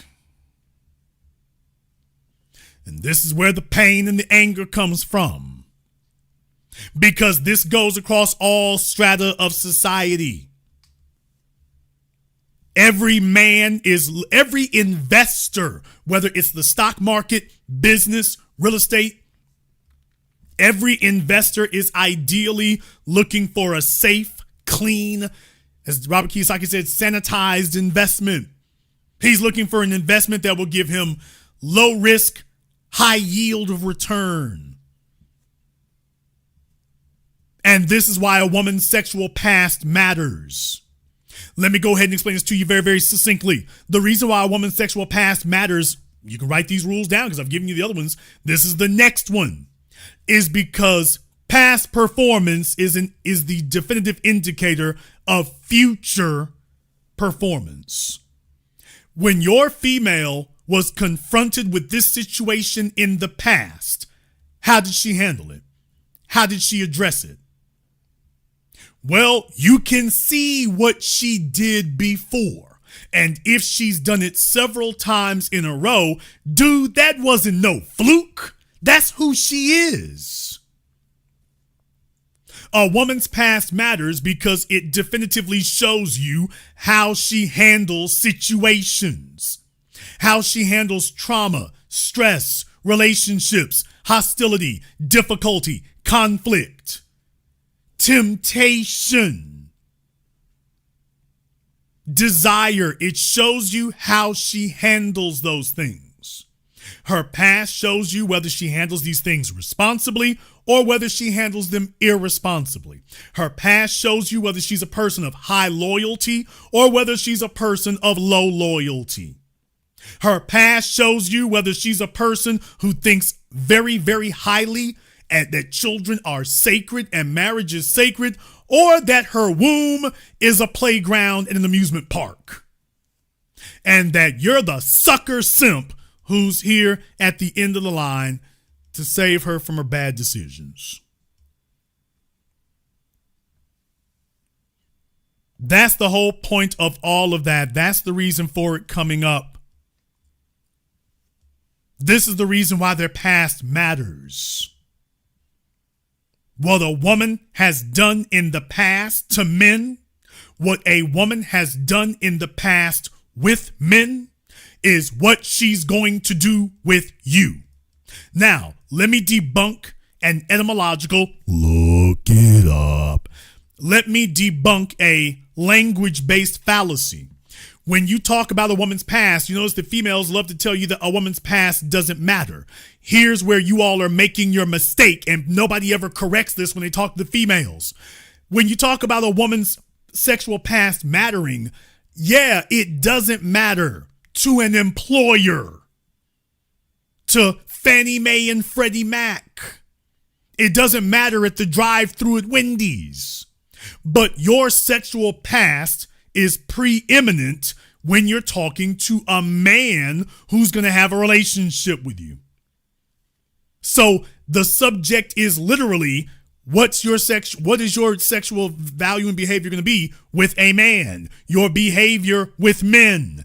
Yeah, that doesn't matter with a job or at Wendy's, but it matters with the men you're talking to. It matters to them. And changing the subject is not going to improve it. Women understand the incredible response that they get to purity. They understand that response they get. You want to know what the real reason for makeup is, folks? The real reason for makeup is not so a woman looks younger. Your dumbasses on the internet, your red pill morons, they don't understand it. They say half of it and still don't even get it. Makeup to make her, quote, look younger, that's not what you're doing. Folks, women don't just use makeup to look younger. What do they prioritize with it? They want to remove blemishes. What? Damn! Tell me why your red pill gurus never said this before you heard it tonight. They're not just trying to look younger.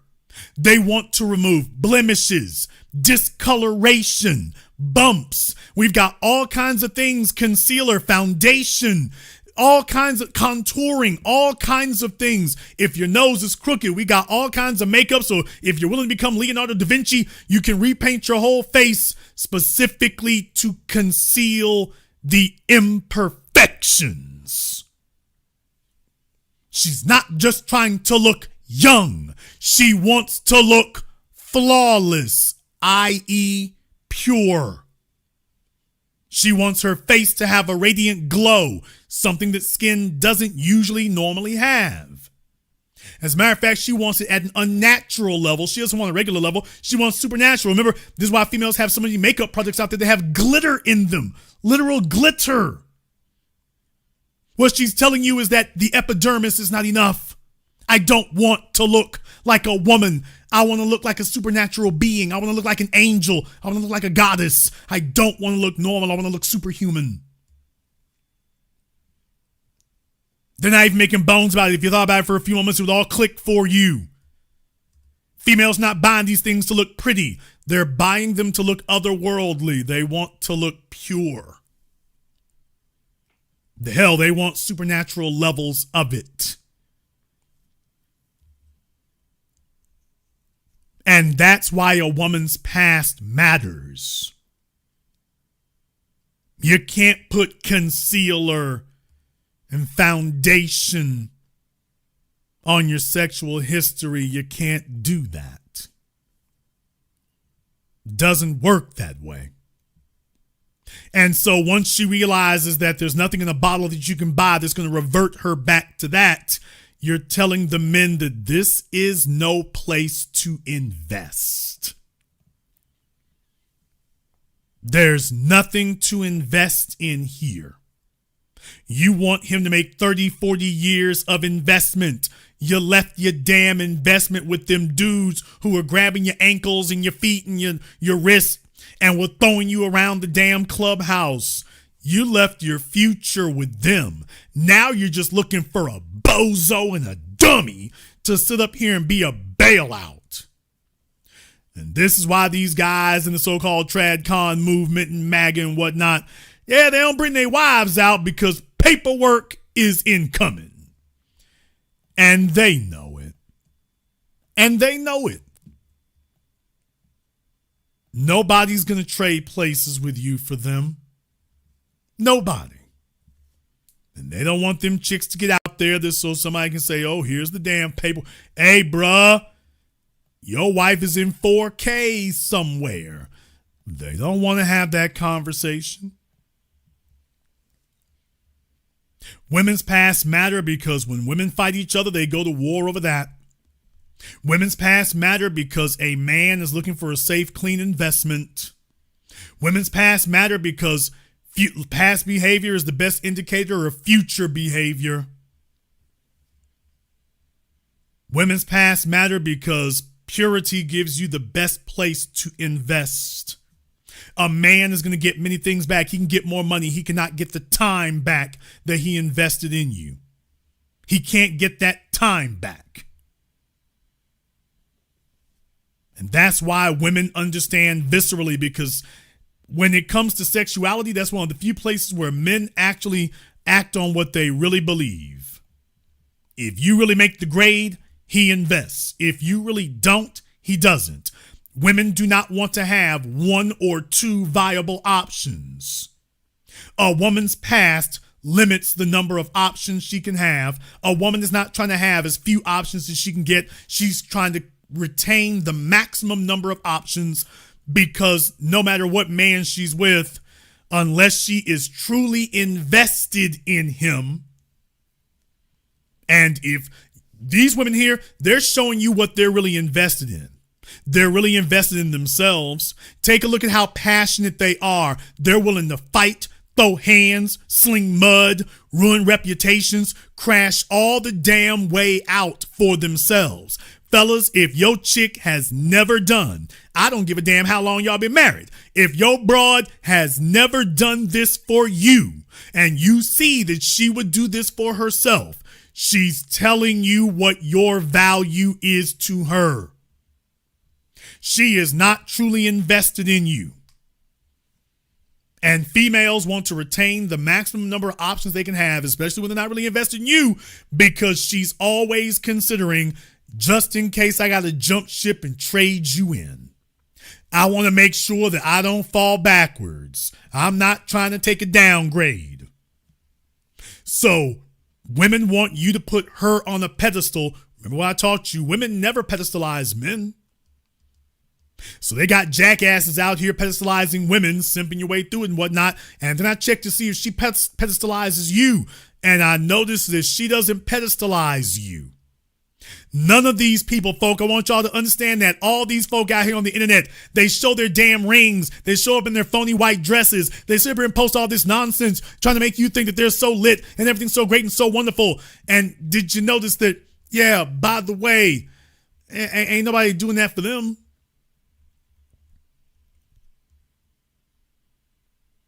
They're trying to imply that they're doing all this right here and nobody's doing it for them.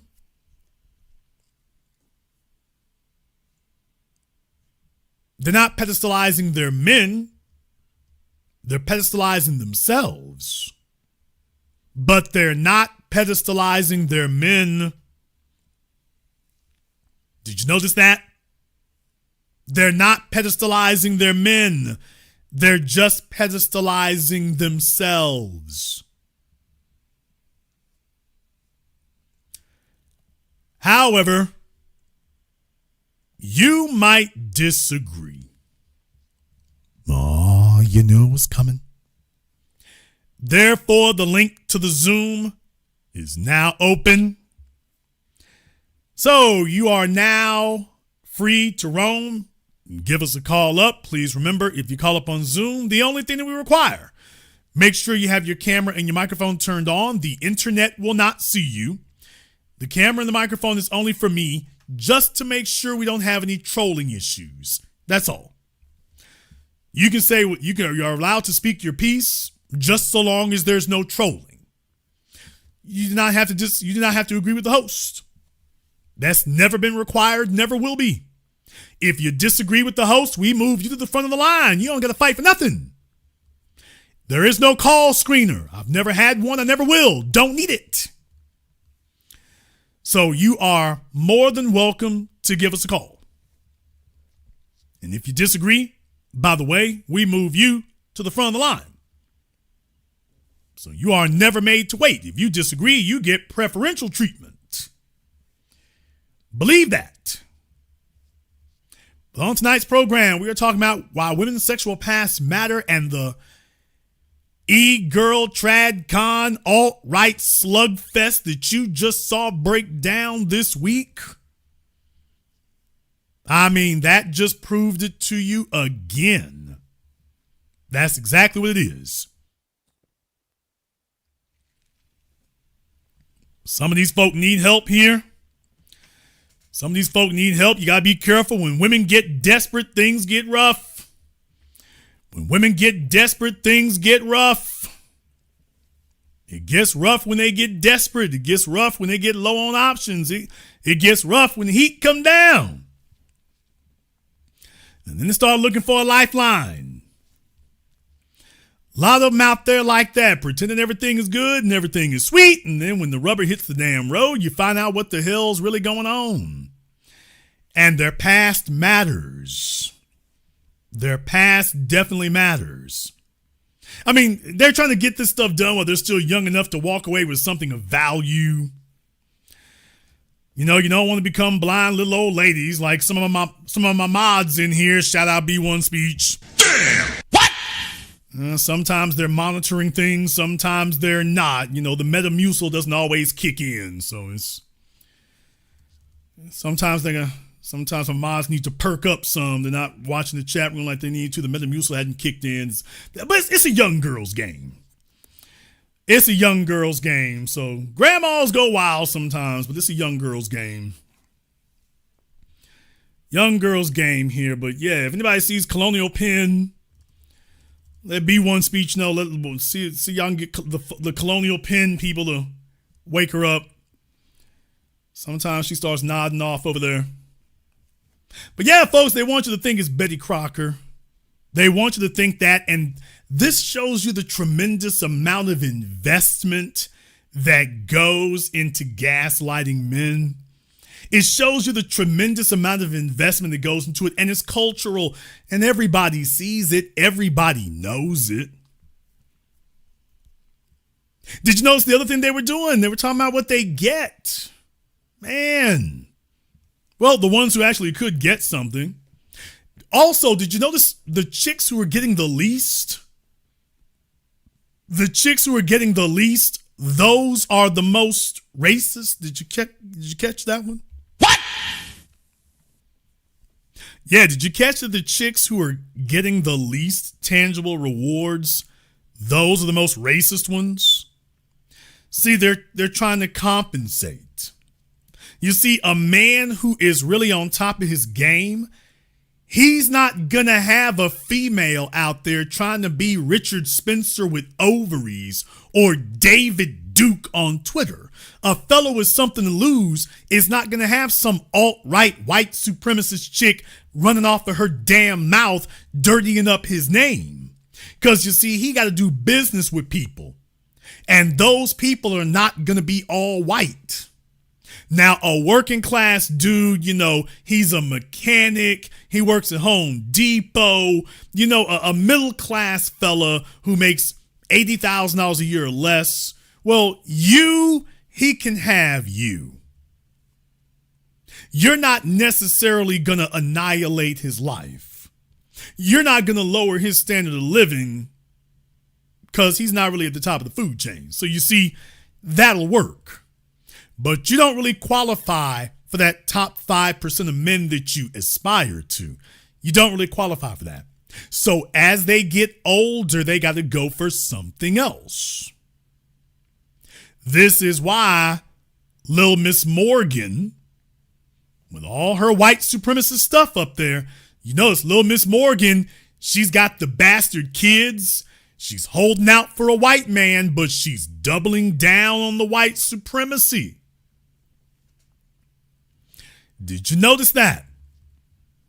So she's a white woman with a kid, which means that she is at the bottom of the rankings. By the way, that goes for any woman with a kid. What? Damn! It is what it is. And deal with it. She's at the bottom of the rankings. There is no man who is going to proudly poke his chest out and say that this is his female representative. Not one at the top of the food chain. The fellows who do that, they got to hang their heads down. They ain't really trying to fool with this little fellow over here. So you see what she's trying to do to balance it out. And if that sounds very familiar, to Pearly Things, it should. You got two racists who are trying to distract everybody from their behavior that has offended white men. White men are offended by females with body counts or females who got a black body count. That is offensive. So what have these females done? They have tried to deflect from that by saying, take a look at my positives. I am team white supremacy. Don't take a look at my black boyfriends. Don't take a look at my bastard kids. Well, yeah, I've got those strikes against me, but I'm super team white supremacy. Now, every man out there knows the game, or at least you should. But every man out there knows this game. You know full damn well, if she's a single mom, she going for the first person with some paper. Whoever is the most, she's sitting up here setting up her little chintzy store online. Baby, look here. She's looking for some money. She's trying to get this paper moving through. And if damn me Kevin Garnett come rolling through, she gonna be right there in the DMs if she thinks she can do it on the sneak. Because white supremacy ain't gonna pay the bills. You can be as racist as you want to be. She is not trying to do that. She is not trying to live that hard luck life. If James Harden bring the beard through, what? She gonna be responding. She's a single mom on the internet trying to make some money and raise some money on her own. Every fella know how this game go. She's waiting for the dude with some paper to come along and liberate that thing. Let me explain to you how this gonna go.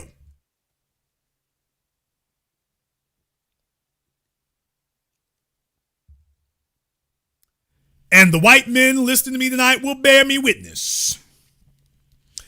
Let me explain to you how this is gonna go, and all the white men listening to me tonight will bear me witness. If you white men don't step up, because remember, she is resentful. Oh, she's resentful. She is angry and bitter. You never met a baby mama who wasn't. She is angry and bitter and resentful. And if one of you top tier white men don't come swooping in and see her value, don't you know that she's going to get more angry and bitter, and she going to hold back. And she's going to be like, I'm going to get even with y'all's asses. And she going to wait for a black man on the sneak if one come through. Well, Jason, how's she going to cover that up, man? She's going to come right back to Twitter and she's going to say, my Lord and Savior, Jesus Christ. What? She's going to say, I had a dream and the Lord, has washed me of my sins. We are all God's children. All of us. God doesn't see color. God sees our souls. The Lord sees our souls. And I've talked to Jesus, and Jesus has forgiven me for some of the risque things I was saying there before. You know what, y'all? What I'm giving you all right now is the nice version. This is the nice version. You want to know what the not nice version is? That heifer just gonna shut down all of her social media. What? Damn! Auntie, chill! The nice version is she tries to stay on social media and talk. If she hits the jackpot and gets a fellow who's fully papered up, especially if he's black, she'll just turn for social media. She don't have to argue with y'all. She's like, oh, well, my ship came in. Yeah, I've lost all my status, but somebody got to pay for me and this kid, so she'll open up like a secondary social media account and say all her white supremacist stuff there, but the stuff that identifies her directly, that's gonna go away. That's the not so nice version. All that disappears. Like when a woman moves to a new city, she doesn't want folks to know who she was or what she was doing back in Detroit. So she moves to a new city. When she moves to a new city, she gets a new name, a new car, a new apartment. She doesn't respond to any of her old friends anymore. She came to start a new damn life. She came to start a new life. That's what she came to do. She came to start a new life. So when it's time to do that, and social media got to go. That's it. She got to focus over here.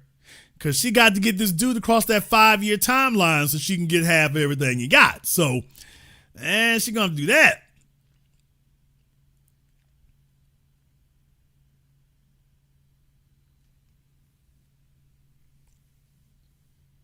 Don't you know the white men know this? White men are not slow. They understand that that's the way that goes. That she's in the race for resources.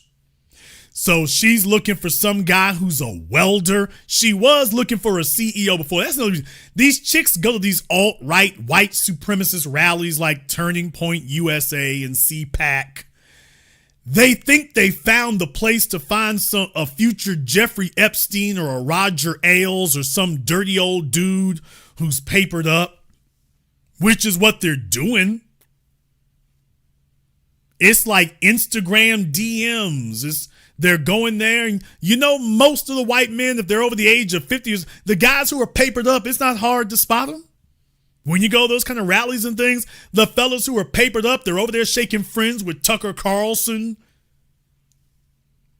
Tucker Carlson knows them by first name. Oh, that's the one right there. See if you can introduce yourself. That's the one right there. See if you can introduce yourself. It becomes that. I need y'all to know that's the appeal that these things have now. Nick Fuentes was saying that.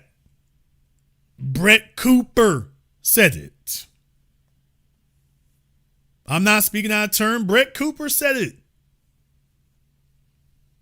Oh, man, I'm not saying anything anybody else hadn't already heard. Brett Cooper was talking about that. Brett Cooper said that, yes, that's exactly what goes down at these things. She was trying to give all these chicks the damn riot, read them the riot act about it, but then she sits up there and says, by the way, yeah, that's exactly what happens. Yeah, when you go these places, when you go these things, yeah, that's what occurs. The females are up in there getting laid on. The fellas are up in there whether they're married or not. Whoever the 6-figure men are, these chicks is trying to get chose up on. So they go to a place where you wouldn't assume they got their whole credentials on deck. And in reality, it's Sodom and Gomorrah up there like anywhere else. You're a TradCon wife. You let your man take a boys trip to CPAC, a boys trip to Turning Point USA, a boys trip to the Republican National Convention. Now you have a list of females who are out here in these Twitter streets. They want to be social media influencers, yeah, but the money ain't as stable as a lot of them might like for it to be, so they trying to get that together. Next thing you know, your husband becomes ground zero. Next thing you know, your husband is ground zero. Next thing you know, yeah, he's your husband. If you can keep him. Oh, no, they're going to jump right on it. He's your husband. Oh, he is your husband. Yeah, he's your husband here at CPAC if you can keep him. He's yours if you can hold him. Some of y'all don't believe me? Some of y'all don't believe me here? Oh, man. Okay, let me go ahead and show you old Brett Cooper. That's right. She's sitting there baby bumping it up, but she letting y'all know, by the way, hey, Brett, don't say too much because, Brett, didn't you used to be one of these Disney child stars or something? What? Damn! Yeah, Brett, don't say too much. You don't want nobody digging through the crates. Don't want nobody digging through the crates, Brett. We're going to leave that where it's at.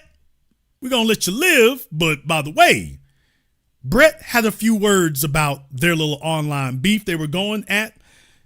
And then she says this. themselves, if that makes sense. Sorry, I think that this is probably getting kind of jumbled, but I'm trying to get to a point here. Like, these alleged stories about these women and women like them and things that happen at these conferences, which I have attended as a student, I've spoken at, like, these aren't new to me, unfortunately. Like, this is not shocking information, and it's not just women.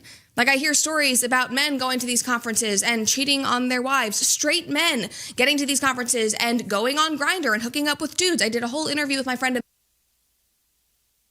Nigga, what? Nigga, what? Nigga, what? Oh, man.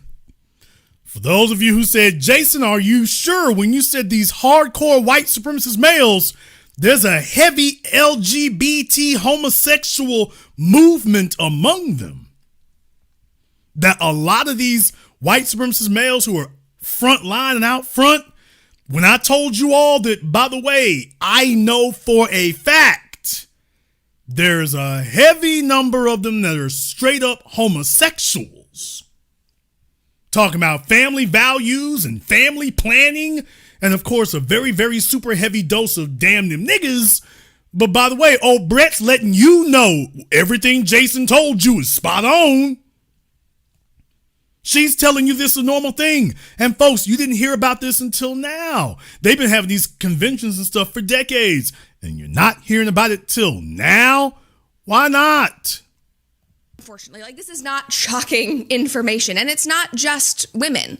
Like, I hear stories about men going to these conferences and cheating on their wives, straight men getting to these conferences and going on Grindr and hooking up with dudes. I did a whole interview with my friend Amir, and we talked about the hypocrisy and what he sees as a gay man at so many of these conferences. You know, the trad women who LARP online for attention, but meanwhile are sleeping around with a bunch of guys behind the scenes, not actually living the values that they say that they are, and are encouraging other women to follow. And this is not meant to discourage people or black pill you guys. I'm just trying to be honest about all of it. Because she's just trying to keep it real. Now, this is what's really been going on at these so-called conventions while they're talking about their love of Jesus. I'm sitting here showing you what the love of Jesus people are about. The love of Jesus people are about white supremacy and turn the other cheek. Oh, hell no, I ain't doing none of that. They said, Jesus told me to wrap these knuckles around your cheek. That's what Jesus told me to do. Jesus did not tell me to get up and walk away. Jesus told me to put this on you. That's what Jesus told me to do. So, yes, sir. This is what it's really about. When you get your so-called good girls behind closed doors, this is what it really is. All that flies out the window. Nobody's saying anything about it. And that should tell you something. That should tell you something. Man, it's everywhere. It's everywhere. These chicks are at political, to be totally honest with you, they're actually kind of smart. What? Damn! Actually, to keep it real with y'all, they're actually kind of smart. I gotta kind of give it up to them. When you think about the demographics, why would you, if you're a chick, you don't know anything about medicine, you can't hang out with doctors, you don't know anything about astrophysics, you don't know anything about an internet startup, but anybody can discuss politics, especially if those politics are white nationalist. Anybody can do that. So these females have very quick ease of access. They go to these conventions. All they got to do is, I love Jesus and I hate black folk. Damn! All they got to do is say, I love Jesus and I hate niggers. And that's it. You in. Next thing you know, he might be a doctor. He might be a chiropractor. He might be a pediatrician. He might be an academic. He might be a business owner from an oil company. He might run an oil firm or something. Next thing you know, y'all are sitting there talking about politics and you checking to see if he's married. Not because you care if he's married. You just want to know if you have any immediate competition. You want to know how much paperwork is going to be involved to get your name on there. So they go looking for a guy who's 10 or 15 years older than they are. He's not really fly like that, but you figure he's going to be easier pickings. And then little old Brett Cooper came along and let you know, oh, it ain't even like that. These fellas are hip to the game. These chicks are going to CPAC and Turning Point USA. They're going to Turning Point and getting turned out. They're going to Turning Point and getting turned out. These fellas ain't taking none of these hoes off the market. The fellas are already hip to the game. Now, don't get me wrong. There'll probably be a few of them who might be able to shave off some low-hanging fruit, but she's letting you know, okay, who Brett's talking about is the most desirable men. She's talking about them. These chicks are not really going for the low-hanging fruit first. They try to go for the top of the food chain, yeah, but the guys who are really fly, the guys who are really popular, the guys that the females are really competing for, it's the same as anything else in society. If he's at Turning Points USA and he's had 3 women, schmoozing up to him, he gonna try to knock all 3 of them down before the weekend's over. It's like anything else. If there are 3 or 4 females who try to cozy up to him, he's not trying to choose one of you. He's like, man, I'm only here for the damn weekend. He's trying to break all 3 of you down. Maybe he'll call you after he leaves. Maybe he won't. Especially if there's 3 of you. Oh, there's no pressure whatsoever. You don't know. You think you're going to knock off the competition like that hoe is whack. That hoe is lame. Take a look at how these chicks are talking about each other online. Do those sound like females who don't think they can knock you off? They think they got it. So all they really ended up in is a hard place to hang out at. Let me go ahead and jump over here on Zoom. By the way, Pearly Things is welcome to give us a call on Zoom if she wants to. She certainly is. I'm not inviting, but by the way, she's still following me on Twitter, so she might as well call up. Okay, we got Calvin here on Zoom. Calvin, what are you doing? Hey, how you doing there, big bro? What's on your mind? I had a question that's kind of related because it is the business, but then kind of slightly off topic, but I really needed your advice on this. What do you got to say to game up the young brothers about young ladies that you go out with them, and it just seems like everywhere you go, they know somebody. Like everywhere you go in the town, you could store, out on a date, amusement park, whatever. It just seemed like she always knows some guy or some girl everywhere you go. What I'm going to tell you all is that in the baby boomer generation, folks try to be polite about these things. I'm just not going to be polite about it. We act like all folks. What I mean by they try to be polite is that I mean that things that are obvious warning signs, people don't want to talk about it. Oh, that's not polite to talk about it. So they dismiss things, they diminish them. I'm just the person who's telling you all, them folks are full of garbage. These are major issues. Stop pretending that it's not. If a female has tats, brats, and ats, pills, plants, and pets. Now we got vapes. And I got a few more V's I'm going to start adding here lately. She's got vices and vapes. These things, Matt, vegan. She's got big bugged eyes, Sha'Carri Richardson. Tracy Ellis Ross. Folks try to act like, oh, you're generalizing. Oh, that's not real. You can't judge that. The hell you can't. These things are real. And when you have a female who knows a whole bunch of people, a female who is really super friendly, dude, she didn't get that way from nothing. By definition, women are slightly wary of men because you don't want to lead a guy to think that you got intentions that you don't. When a chick demonstrates to you that that doesn't really bother her, oh, nigga, that's because she been around men a lot. And what you look for is that look. It's not even what she says. Males are so interested in having their turn, they disregard obvious warning signs. Jason, obvious warning signs like what? Take a look at your heifer eyes. If she looks around at a bunch of folk and then there's a fellow who walking towards y'all see that thing, he looking your direction, and then she's not looking in his, or she looking guilty, or she's looking down, or all of a sudden she ain't doing that friendly looking at folk thing she does. Oh, you saw that. You saw that. You know what that means. So a female who is really friendly and she, quote, knows a bunch of people. She knows a bunch of males. She doesn't have any female friends.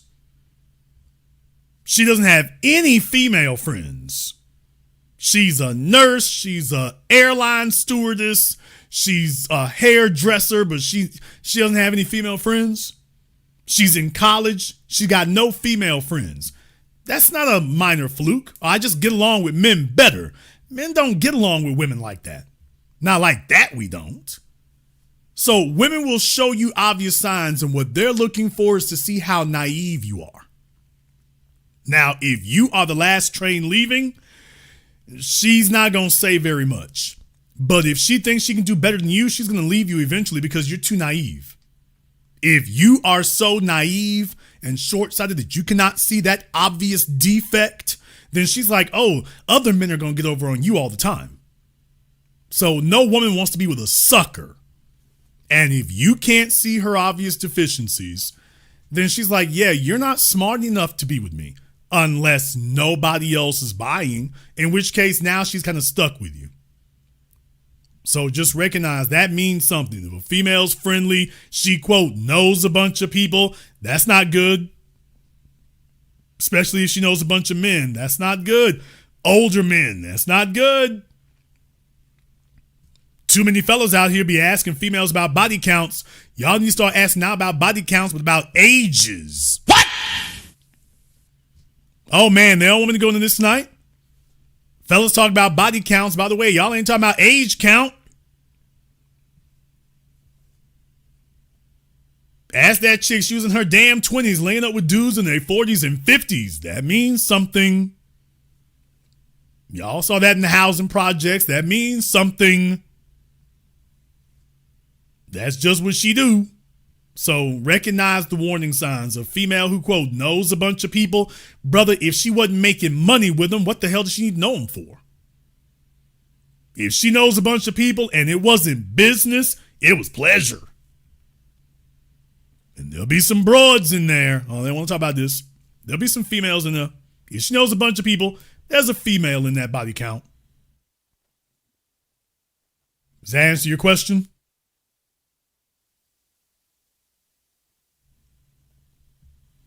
$100%. Thank you, big bro.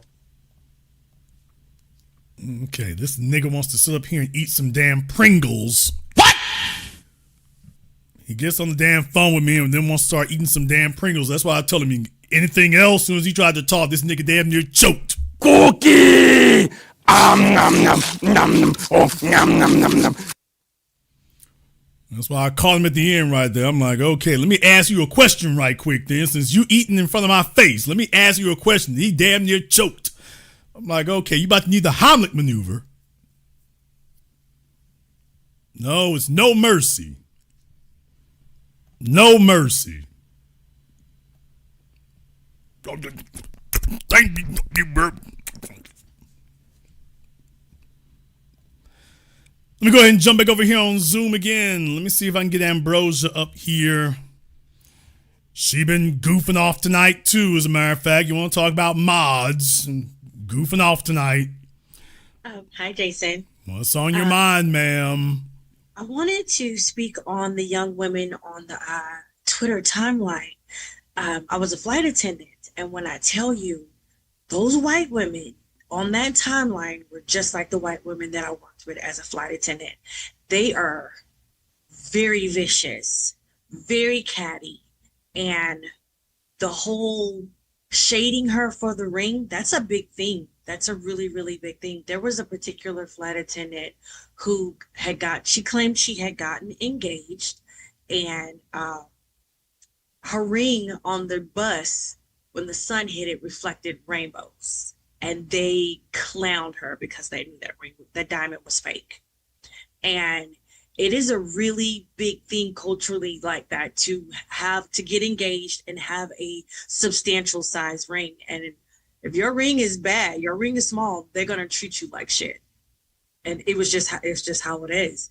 And they have this whole frenemy type of relationship where they don't like each other, but because they're white, they stick together.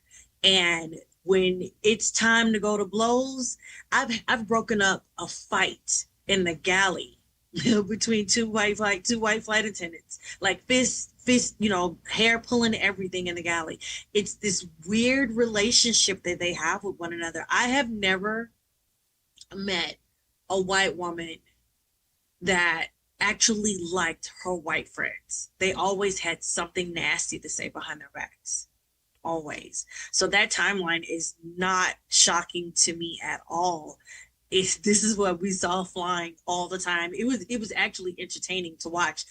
As the black flight attendants, we just sit back and we would egg it on and instigate things. I mean, and they would go to blows, and this was normal.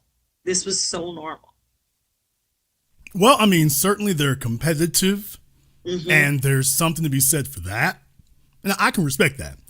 Certainly they're competitive, and they also have a code about it.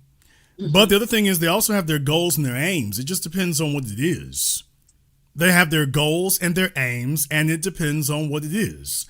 And I will tell you one thing, what this does, illustrate is they have a code, they have goals, they have standards. And what happened was somebody messed around and crossed the line on what the standards are. When she puts that ring out there and whatnot, they came for the neck. And next thing you know, here it goes, because as you said, that has a particular significance. She's talking about she's won. Not really even sure what that means, to be totally honest. But what you're doing is you're attacking her status. You're not attacking her ring, you're attacking her status. And she's like, all right, now I got to shank you. Now I got to do you. So on the one hand, I guess it's good to know where your lines are. I guess it's good to know that. On the other hand, like I say, when you said that they don't like each other, I'm not gonna disagree with you necessarily, except to say that women in general are like that. So I have to say that women in general, you all don't really start really cozying up to each other till your husbands die. That's true. When y'all become little old ladies and whatnot, and there are no men left, then y'all really kind of start bonding then. But as long as you all are sexually viable, yeah, it's a catfight. It really, really is. As long as you all are sexually viable, once you pass that window, then it becomes something else. But that's the only time that it really happens. If you got the ability to pull her man, or if she thinks you do, she's gonna keep some distance. She just is. She's gonna keep some distance, especially if her man got a thing for chicks like you, or she suspects you gonna try to muscle in. Females have innate insecurities. I think that's the real reason why in elementary school the females work so hard to try to make males feel bad, is because they try to impact other people's self-esteem because theirs is kind of fragile. And so when you all get older, it doesn't take much to make you insecure, especially where a man is concerned, because he's not a child. He can get up and walk. You can't make him stay. He can get up and leave. So yeah, it becomes a knife fight. And I think intrinsically, they got females that they get along with, that you all get along with, but they gotta be there for a reason. Mm-hmm. They gotta be there for a reason. They gotta be there for a purpose. Y'all ain't really doing that stuff when you get married. If you do, that's an ultimate sign. Yeah, this marriage is a sham. If there's a bunch of chicks around like that. So it can be a very tricky thing. But I think you all are competitive, and I think there are insecurities. And when it gets an avenue to be expressed, Katie barred the door. Mm-hmm. Katie barred the door. It's on. It's on. But women don't trust each other because they know what women will do. That's the difference. Women don't trust each other for that reason. Women know this chick will sit up here and have a quickie with your dude in the bathroom. Like, you got friends, and they're your friends, and most females are hoes. Jason, you just said that? I sure did. And deal with it, nigga. Most females are hoes. I'm not being mean. I'm just saying it's math. You all know your friends' hoe history. Hell, y'all two might be friends and then exchange hoe stories. Now that she's told you that, you're not going to underestimate what she'll do. If she told you about what she did in college with them faux dudes, you know that's who she is. And that's why y'all, that thing, when you're at the restaurant, you go to the bathroom, you make that heifer go with you. You're not going to leave her at that table. So you know what females do. Women know what each other do. Y'all know how you get down. You know the stories that you told each other. The men are on the outside and don't know all the sort of details, but you do. And that's the knowledge that you're working with. These women in particular, you wasn't hearing a bunch of this stuff getting aired out until they got into it with each other. Mm-hmm. Now it's like, all the hotels, which of course begs the question, well, I'll be damned if you knew all this for all these years. Why didn't you say something? Hey, Brett Cooper, if this is what CPAC and Turning Point been doing every year, all these years, what the hell? Why didn't you say something? If you know that this is the get down at these conventions and stuff, and this y'all think is bad now, wait till next year. Damn! Now that everybody knows that's the spot, it's going to be random folks showing up now. Oh, man. You thought it was bad before. Wait till next year roll around. It's going to look like White Freaknik. But if they knew it all this time, why the hell they didn't say something? And that's what I mean. That's what happens. That is the culture when they're honest about it. If you want to know what somebody really thinks, get them mad. If you want to know what the person really thinks about you, get them mad. And they're going to tell you exactly what they think. Absolutely true. Absolutely true. And for the young man that had a question about, a young lady, everywhere you go, she knows somebody, that's not a good look. I live in Dallas, and especially in my early 20s, there was a situation where every time I looked up, I was running into men who knew my sister, and she's younger than me. And the men were older than me. And that was not a good look. And I'm like, how are men in my dating pool know her? This is before I became a flight attendant. I ended up becoming a flight attendant and moving to Chicago because it was just too much. It was too much for me. And I was like, this is just as big as Dallas is still small. And so when I became a flight attendant, I made my base Chicago. But it's not a good look. It's not a good look. I would not trust it, because if I was with a man and every time I look up and we're out and there's a female, hey boo, or hey, like, damn, like, everybody knows you in the city, that would be very, very off-putting for myself as a woman. And just like, women want to know whether or not a man, what's going on in his sexual past, a man has a right to know that as well.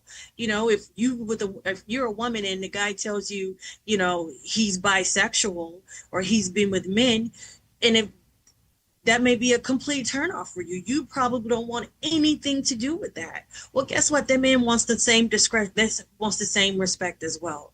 So the only reason why a woman will not be honest with you about her sexual past is because she is embarrassed of it. She's embarrassed of it. and she doesn't want to reveal it. But if she's honest with herself, she'll tell you, I'm no virgin and I've been out there. I've been out there. Ask those specific questions, and she can ask those specific questions to him as well. Okay, give but that man a choice. That everything you just said is accurate, and everything you just said is honorable, but there is an intrinsic flaw with it. A worthwhile man is not gonna wife up a hoe. Mm-hmm. You can tell him you former hoe all you damn well want to. That's like a dude telling a woman he's formerly gay. You can say that all you want to. If you tell him everything, and he's eventually, if he's a man who's smart by any means, he's gonna be inquisitive. He's gonna find out.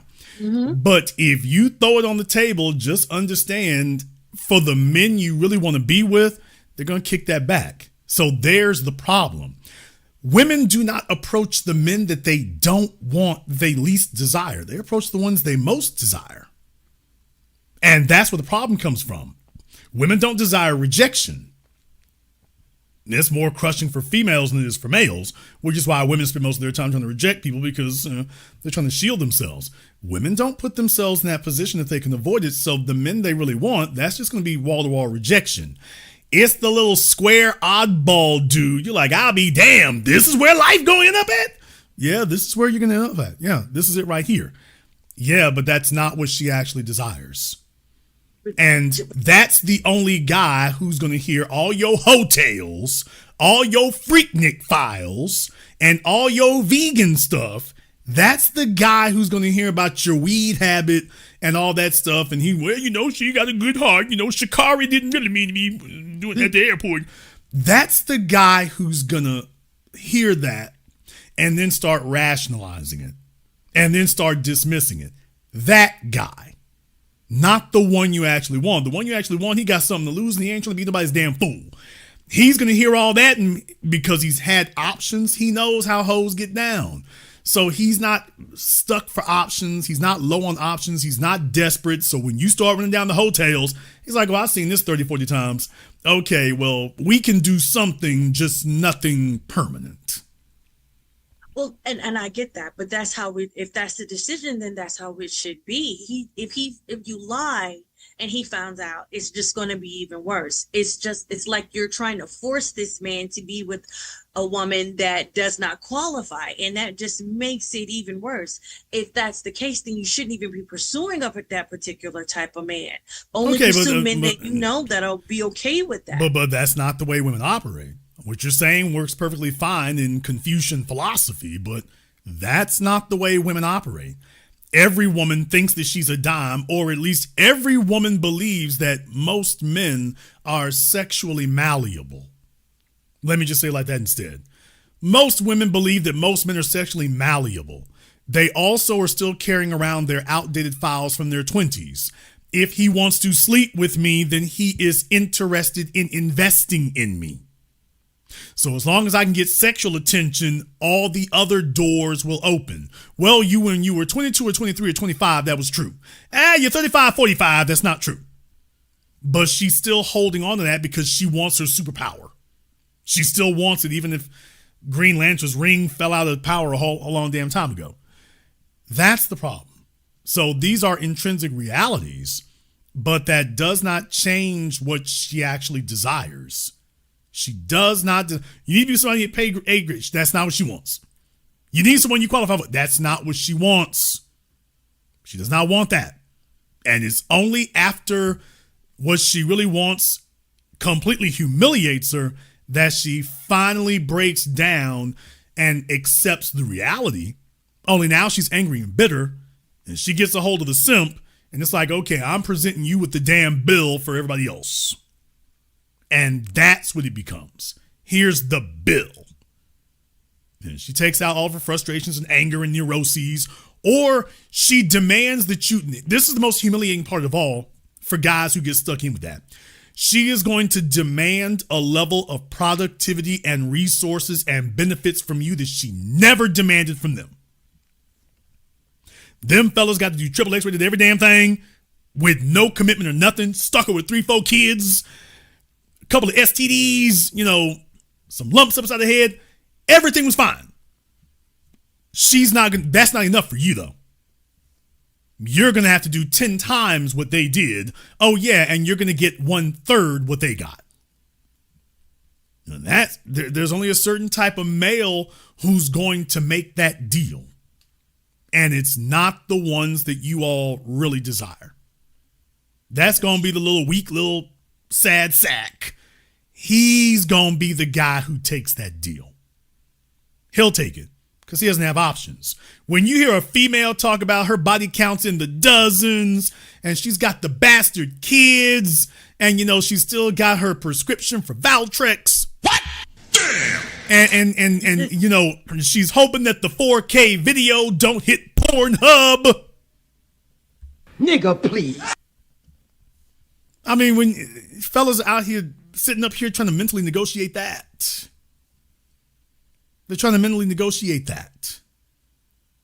And that's the issue. So there's only a certain type of guy who's going to hear you that you're really going to be able to get that off with. You're going to start down that story. Baby, what I'm saying is that what you're just talking about right there, that's not a 30-second disclosure.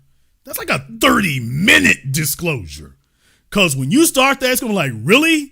What? Okay, then you start going to details. Now you're in real trouble when you start giving details. And what I'm saying is, but you lost me at the first 5 seconds of that.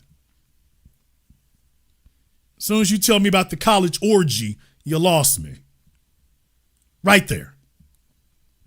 In the first 5-10 seconds. It's 10 minutes later and you're still talking. Without realizing the runway just rolled up. You don't have a future. And giving me all the details is not going to change the circumstances. That's where y'all are going to be at. More details is not going to clean this up. There's only a certain type of guy who's going to hear that and he's still checked in after the first 10 seconds. Okay, I can understand that as well. And I wanted to make one more point. So my dad drives Lyft, and girls are always leaving their phones in the car. And it's crazy amount how many phones I turn in. And when I tell you fellas, check their phones, because I have yet to get a phone that has been left in my dad's car from a passenger. And there are tons of explicit pictures on them. Every single one. Every single one. He does a lot of pickups from the hospitals, and he does a lot of pickups from the stadiums and everything. Check the phones. There's always provocative pictures of them in a provocative act of men. We call them, spank banks. They got spank bank pictures in there. Tons. I've yet to not see one. So if you're in a serious relationship, or if you're thinking about getting into a serious relationship, see how she reacts. Try to let her see your phone. See if she'll let you see your phone. See her phone and see how she reacts. And that'll tell you enough. Because I guarantee you, if she flips out, it's because she's gotten some pictures in there that she don't want you to see. Well, I bet my life on it. All I can say is, fellas, proceed at your own peril. You can proceed at your own peril, because most men don't know the woman they're with because they don't want to know. He just wants his turn. There's where the problem comes in. It's not so much that it wasn't readily available. The phone's not really going to tell you anything you don't already know. You want to believe that you're the best she could do, and that's not real. Well, you weren't concerned about that when you were starting your turn. As long as you were given sexual access, that wasn't your priority. It's only if it actually becomes a real issue that all of a sudden you want to make that a priority. Men get with hoes all the time and will not simply accept that's what she is. And it's only when he's made to do so that now he has to acknowledge it, and now he's sitting over there in the corner damn me crying.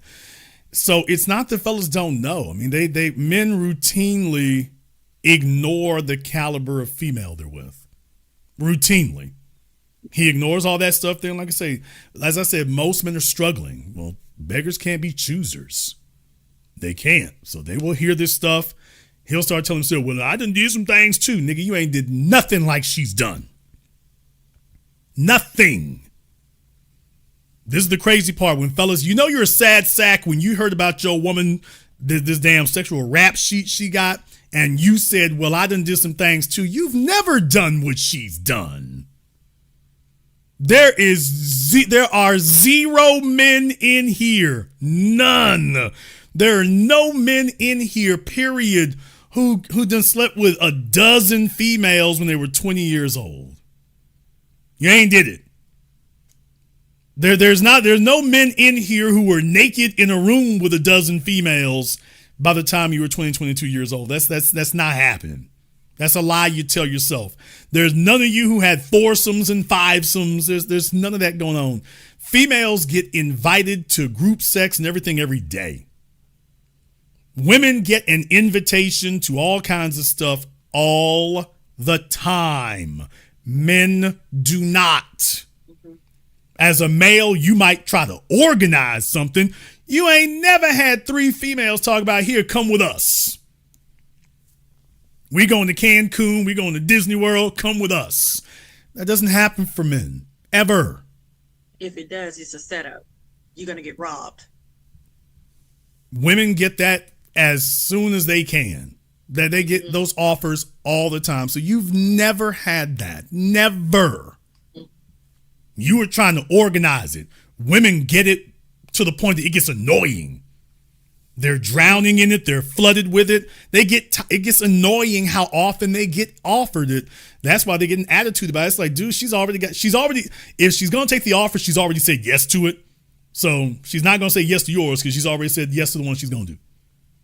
And that's where it really is. So most males just disregard the caliber of female because it's his turn. He doesn't want anything to get in the way of that. Please don't wake me up like Christopher Williams. Don't wake me. I'm dreaming. And let me just think whatever the hell I want to think. Don't bring reality into the room until she finally does some hoe stuff. Mm-hmm. Then all of a sudden it's terrible, it's awful. Let me look through the phone and stuff like that. And if by the time you get to the look through the phone thing, it's already too late. Mm-hmm. If you need to look through a woman's phone to figure out if she's a hoe, it's already too late, to be totally honest. Fellas, you don't have enough life experiences. If you have to look through the phone to decipher if it's a hoe or not, you should be going through the phone to confirm. You should not be going through the phone to discover. If you can't tell what's across that table from you, going through the phone's not going to convince you either. I'll let you have the last word. Fellas, also too, stop sending your pictures to these women because they're just gonna pass them around. That's the thing that we do. You sending your picture of your private areas. We're literally passing that picture around and making fun of it. Our gay friends are looking at it. You're exposing yourselves. It's just don't do it. Don't do it. Don't do it. Got them all up on the T app. Yes. So know that was a thing that we would be on the plane. We're just swapping pictures, looking at pictures, comparing pictures because, who was hooking up with who on what layover and, blah, blah, blah. And the amount of pictures was insane. And all we're doing on the aircraft is laughing and passing those pictures around. The passengers trying to keep y'all from losing their damn luggage and y'all back there by the damn bathroom passing around porno pics and... Pretty much. This heifer ain't brought the peanuts yet, but they back there giggling. Pretty much. So what else you gonna do on a 16-hour flight? So I don't know. See about passengers, maybe. I don't know. Just crazy thought like that just popped in my head. Thank you very much for giving us a call. Well, I'm a flight attendant, and what am I supposed to do for 16 hours? I don't know your job. Just. Crazy thought here, I don't see about the passengers. There's only 300 or 400 of them. They be all right. Really? Because the last thing you need to do is go check to see if they need anything or whatever. They're okay. 4 or 5 of y'all on the plane. It's 16 hours. What we gonna do? I don't know. Walk the damn aisle? It's like a doctor at the hospital. I got a 24-hour shift. What am I supposed to do? You don't see all these damn patients? I checked on this morning. I'm so glad they're all leaving today. They must all be leaving today since you're so nonchalant. So, all right, let me go ahead and jump back over here on Zoom. I got Adrian on Zoom. Adrian, I'm waiting for Adrian to show up here. I'll give Adrian another minute here, and then we're going to go ahead and move on. Make sure you buy your phones, people. You sit up here and start assuming how things are going to go. It might go a different direction. Adrian, I'll give you 5 seconds. Make sure you have your camera and your microphone turned on for me here, Adrian. You're slowing us down, sir. I'll give you 3 more seconds here, Adrian. Make sure you have your camera and microphone turned on for me here, sir. 1 more second here, Adrian. All right, Adrian is taking the evening off. Let me go see if we can get a Zoom user up here. Let me see if I can get Zoom user up here, see if we can get him going. Some of these fellas here are encountering some brutal realities tonight. Okay, Zoom user, what's your name? It's Ocean Drive Slim. All right, brother, what's on your mind? What's up, my dog Jason? I just want to say, man, you spilling as usual, man. You giving them the real game, bro. They don't want to see the signs, but they be right there. All that you telling them, man. Look, y'all better be listening to Jason. You see, he ain't lost in the game, right? You see, he ain't got no baby mamas out here, right? You see, he do whatever he want to do. He moving and grooving just how a player should, right? With the big bag, running, doing what he do.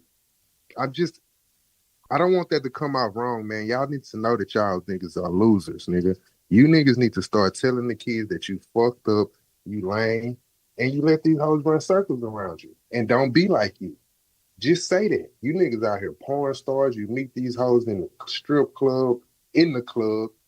All of them is walking red flags, man.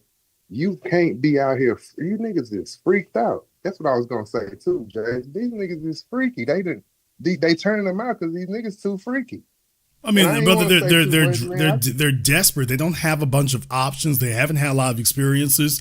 The females today are the gangsters, and the males today are the wives and the lames. That's the way it is now. The females are worldly, the females are the gangsters, and the males are lame. They're the naive ones.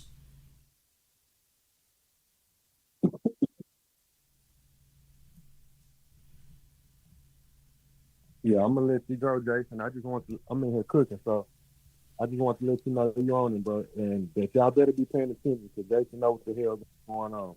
Thank you very much for giving us a call tonight. We appreciate that. What is all these niggas doing up late night with skillets? What? All right, ladies, if y'all are looking for some men who can cook, I got them around here. For all you females who don't like to cook and clean, I got fellas who do. And deal with it, nigga. Yeah, we got a bunch of females who don't know how to cook and clean. I found some fellas who do. So they will take care of that for you. I don't know what's left for you after that, but they'll take care of that. See if we can take one more call here tonight. See if I can take one more call here tonight. Okay. Turn off your speakers, ma'am. You got a lot going on.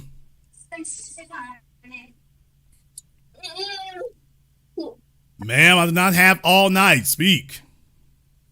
Hello, Jason. All right. Well, you should know all about the bad girls, ma'am. Yes, they're everywhere, and I think the number one reason is because of the economy. These women are like, they're doing things that if she does not have a career, or if she does not have a trade going for her, most likely she's doing not good things to get by, which will involve like the simps. So definitely, I know this from my own mom, but when I tell people, they treat me like, oh, that's just, like she's deserving of that, because they see my dad as a simp that got what he deserved, but I don't think my dad deserved any of the things that he's going through right now. But that the way I've told people about just a little bit, like the fact that my mom has everything off of my dad, that she married my dad for the green card, to get her citizenship, for her kids to get the citizenship. So this day, there's so many things that I don't know that are going on in this place, like so many things. And she just, the way people treat it is like, she said she was a lawyer in her country, but the thing is that I know that she had her first child when she was 15. Well, I think you make a good point in that one regard. A lot of these females think they're too pretty to be working. That's because of the new age. They will never say that it's red pill, blue pill, but I think that's because of the new age woman coming out, like women like Shira 7, for example, like YouTubers that are like really big now because they're telling women, oh, you don't have to go to work to make a living. You could just, get the right husband and you'll be okay. You'll be all right, set for you and your future generations.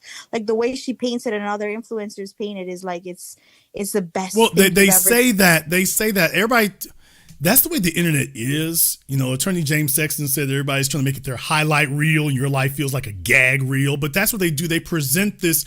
Everybody's trying to make themselves feel better about themselves by presenting this phony, highlight reel of a life. Oh, everything's so great. It's so lit. Everything is perfectly fine and wonderful. And this is dishonesty on an absolutely criminal scale. And so for females who have failed to achieve anything else, for males, they turn basic biological functions like sex into a trophy. And for females, they turn a basic social convention like getting married, like she just won the Super Bowl or something. I mean, like just because you got married, that you've done something supernatural, that's how they've lowered the bar. Is, oh, look at me, I got married with no questions. It's as if that's some huge life achievement. Baby, they have a person in literally every municipality in this country to get you married. Having a Lamborghini is special. We only got like a dozen dealerships in America. Getting married is like buying a mailbox. It's like going to Lowe's. Everybody's got access to it. But that's what they're trying to make it do. And then if you ask them questions, you realize, wow, you don't have very much going for yourself. Yeah. The lady that married Jeff Bezos, Laura Sanchez, like there's entire videos of other female gurus and influencers. They're talking about how like she's a good example to follow as a female. Also, the woman who married Trump, Melania, everybody's saying that she's also like a trophy wife, gold digger. Like they're not talking about love or like loving this man for who the hell wants to be married to Donald Trump? I know, right? Can you imagine what being around him for an hour must be like? Can you imagine how damn stressful that is to be around him for an hour? So I know she got some side. I know she got some side dudes. She have to. And folk have said that she does. Well, I can believe it, because who the hell could be around him for any length of time whatsoever? The only people who come around him is what they can get. Can we do business? Can we make some money? As far as him as a person, he's not somebody you want to be around. He's somebody you might work with if all other options have failed. But he's not somebody that you actually want to actively be around. Jeff Bezos, Mark Zuckerberg, these are not people you want to hang out with, people you want to kick it with. These are not men who mentor people. They don't make better men. That's not what they do. Deion Sanders is somebody you want to hang out with. You know why? Because he's going to talk about more than baseball and football. He's going to talk about life. He's somebody you actually want to hear it from. He's got experiences you learn from. He's not talking to you like a damn dog or a child. He's talking to you like another person. He actually demonstrates that he cares. So that's somebody you can talk to. The men I just named, none of them can do that. Hell, none of them want to do it. So if you got Donald Trump, okay, what the hell do you have? But other than a problem, you got Jeff Bezos. What the hell do you have? You have Mark Zuckerberg. What the hell do you have? Other than seeking arrangements. So what they don't tell you with all these TradCon females who've made marriage their brand, and then of course you have no insight into their marriage, is so it's nothing that you want to have for yourself because you haven't taken a look into it because there's nothing to actually desire. But what they're not sitting up here telling you is, by the way, are we attracted? Tell me what you like about them as a basic person. And then you start hearing words like, oh, they're nice, they're sweet, you're a good guy. Nothing about things that are inexpendable. Nothing about that. So other than what they can get, these are really failed chicks who at the end of the day, they had to settle for something and they're trying to make themselves feel better about what they settled for. Because the only thing women live for is flexing on other women. So, okay, well, somebody married me. Well, there's somebody below me who can't get married. I win. Okay. That's exactly okay, but you won over whom? Who did you beat? If you won, tell me who you beat. I'll let you have the last word. Oh, man, I wish I could speak endlessly about this with I would definitely say, fellas, be careful. I wish more men could get with women who have careers. Like, for example, I'm trying to be a chef, and like, why, when I was not a chef trying to study to be a chef, why did I get more men approaching me? You know what I'm saying? Like, when I think women that are in careers, they don't get approached as much as women that do not have careers and nothing really going for themselves other than just being a 304. So men should start pursuing more female doctors, nurses, women who have a career or a trade. She doesn't have to be a nurse. It could be like anything that is a trade or a career. Well, that can be deceptive though, ma'am. That can be deceptive. And the reason why that's deceptive is because of two things. Number one, most females today, quote, with a career, they're looking for a man. They already have in their own minds their fantasy of how a man plugs into her life, what his purpose is supposed to be, what his function is supposed to be. So a career woman wants a specific type of man who accommodates her life. And she's not sitting there saying, boy, I wish I had a man so I could accommodate his. She's got a career and she's looking for you to accommodate hers. So that's the first problem. Theoretically, what you're saying is fine, but in practice, you're kind of running into some issues. The other thing is a lot of men get fooled because females have figured out if you're a hoe, get a career. Damn! A lot of females have figured it out. I'm a hoe. Let me get a career because that will disarm men. That'll disarm men's defensiveness. He'll figure, well, you can't be too bad. She got a career. That fella up there in Detroit with the 3 kids, the woman had the 3 kids and none of them are his. And folks are talking about she had them by his kinfolk. I looked into the story and she was working in a nursing home. So I think she was a CNA or LPN. I think she was a nurse. So what I'm saying is he probably got with her thinking, okay, I got a career woman. It's just like that doesn't change the wholeness. So a lot of women have figured out, oh, being raggedy and just sitting around the house all the time, no man wants to invest in that. Let me get a little bit of something going for myself. And then he will assume that I'm not like the ones just laying around.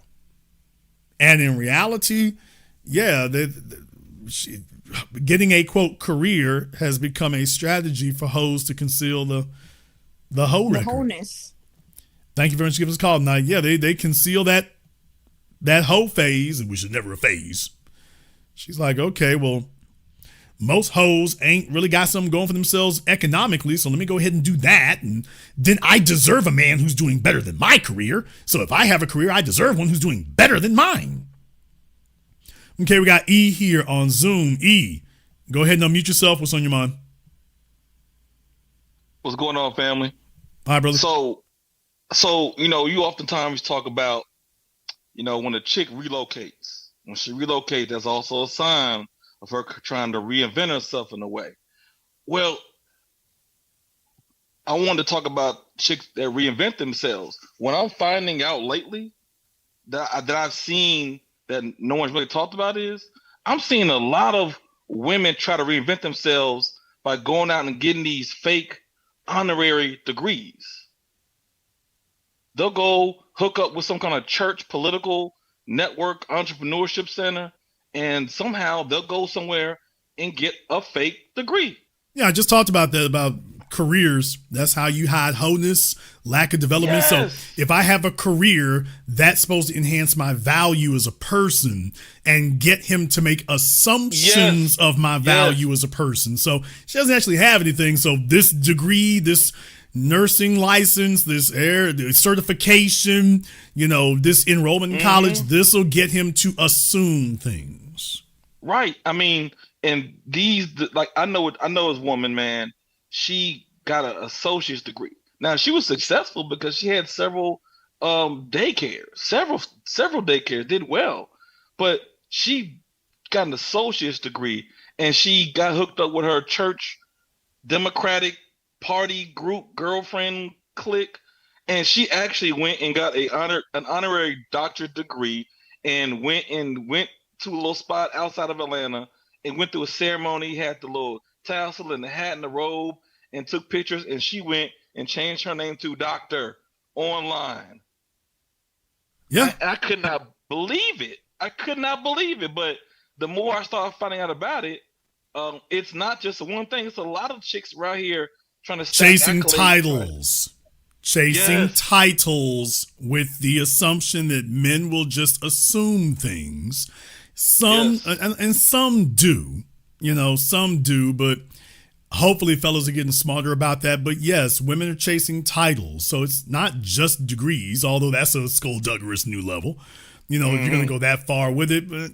But yeah, anything that camouflages asking about her personality, her track record, that they're looking for something that will neutralize or nullify that track record. Yes. So if they think it's like a damn credit report. Or if I can put enough good stuff on it now, that will nullify all this negative stuff on here. No, man, this lifetime marks on your credit report. That's the way that goes. Right. Pookie, Ray, Rodney, Lil Jack, is it that stays on there for life. Yeah. So good stuff, man. Keep doing your thing, bro. Thank you very much. Give us a call now. We appreciate that. Yeah, I mean, look, if her talking about some degree, especially if you don't ask any questions, as long as you're not asking pertinent questions, they'll go for it. So it's anything and everything nowadays, y'all. It's anything and everything. Anything and everything. Whatever it is they'll work, whatever it is they'll do, as long as you're not talking about where she been and who she been up under. As long as she can change the conversation away from that, we'll go ahead and make that work. Okay, let me take AT here. AT, I don't see anything, so I don't know what's going on here. I don't know why folks call me in the middle of the night. They're in the middle of a baseball field somewhere or something. I don't know. AT, if I don't see anything here in the moment, I got to go ahead and go. So I don't know why cats do that. It's the middle of the night. Are they on the run or something? Or I don't know what they be doing. All right, AT, I'll give you 2 more seconds here. Then we got to go ahead and go. Okay, AT is figuring out his life there. So he's on America's Most Wanted. Yeah, folks, a lot of people are learning here now. The lesson in the night's program is a woman's sexual past matters. It matters. It matters to them because it matters to us. A woman's sexual past matters, and it matters to them because it matters to us. Because it matters to us. Men place value on women that women simply do not place on men. A woman ain't paying $300,000 for nothing. Not for another person. A woman is not going to pay $300,000 for a house unless her name is on the damn title. And she would consider it to be a tremendous downgrade if your name got to be on it. Men will pay for multi-$1,000 rings. A woman is not going to pay thousands of dollars for a man's gift unless she is really into him and she really going to do the work. All these career women, and you don't see $1,000 and multi-$1,000 gifts. There's a reason for that. There's a reason for that. That's because as men, we pay a much higher value than females do. And women know it. That's what makes it so valuable. They don't get that from other females, so it's lit when you're around men. It's lit when you're around men because men are doing things, dropping things, offering things that you simply cannot get in the company of your gal pals. So that makes it too damn valuable. The issue comes when men start giving away for damn me free. That's where it becomes a problem. It has nothing to do with her value as a person. Actually, it does have to do with her value as a person. But if you got a life for yourself, you're supposed to be checking on her judgment. If a female has gotten pregnant by Pookie, Ray, Mike, Lil Slug, Charlie Mack, okay, she got to stay over there. That tells us how little you think of yourself when you're like, okay, let me make a lifelong commitment to this. Because what you're saying is that you work your life to have your resources so that you can bury it for someone else. And all that does is demonstrate how desperate you are. A woman's sexual past matters because her sexual past will be your sexual future. You will have to live with that. And at some point, especially if she's still sexually viable, it's going to manifest itself again.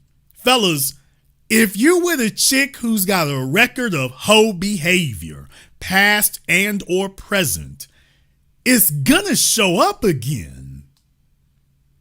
That's how she defines herself. That's her identity. It's gonna show up again. It's gonna show up again. That's not going to go away. What she needs to be is somebody's side chick for the rest of her life. That's what she needs to be. Because she has demonstrated that she is too irresponsible and too incapable of being somebody's main anything. And you're going to attempt to try to make that work. And all we see is that this is what you ended up with. If there's some jackass who does take Morgan Ariel off the market, you saw what the hell she's worth. She showed the whole damn world this is what it is. She showed the whole world why it is she ended up with a kid and no man. Yeah, this is why.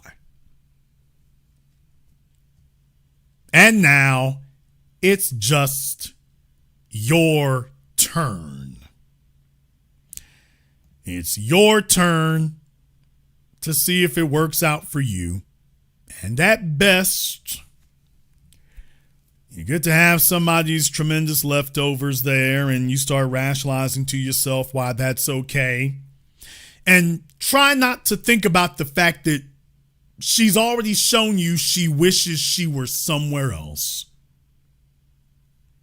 Maybe if you pay enough bills and maybe if you have a bunch of kids with her too, maybe that'll get you to forget about all that. Which you can do. I just want you to know, by the way, you can forget. She won't. She won't. She had the man that she wanted. That didn't work. Now she's just going to get for the man she can get. Women are not stupid, nor are they naive. When she starts leveraging sex, she's letting you know who she valued.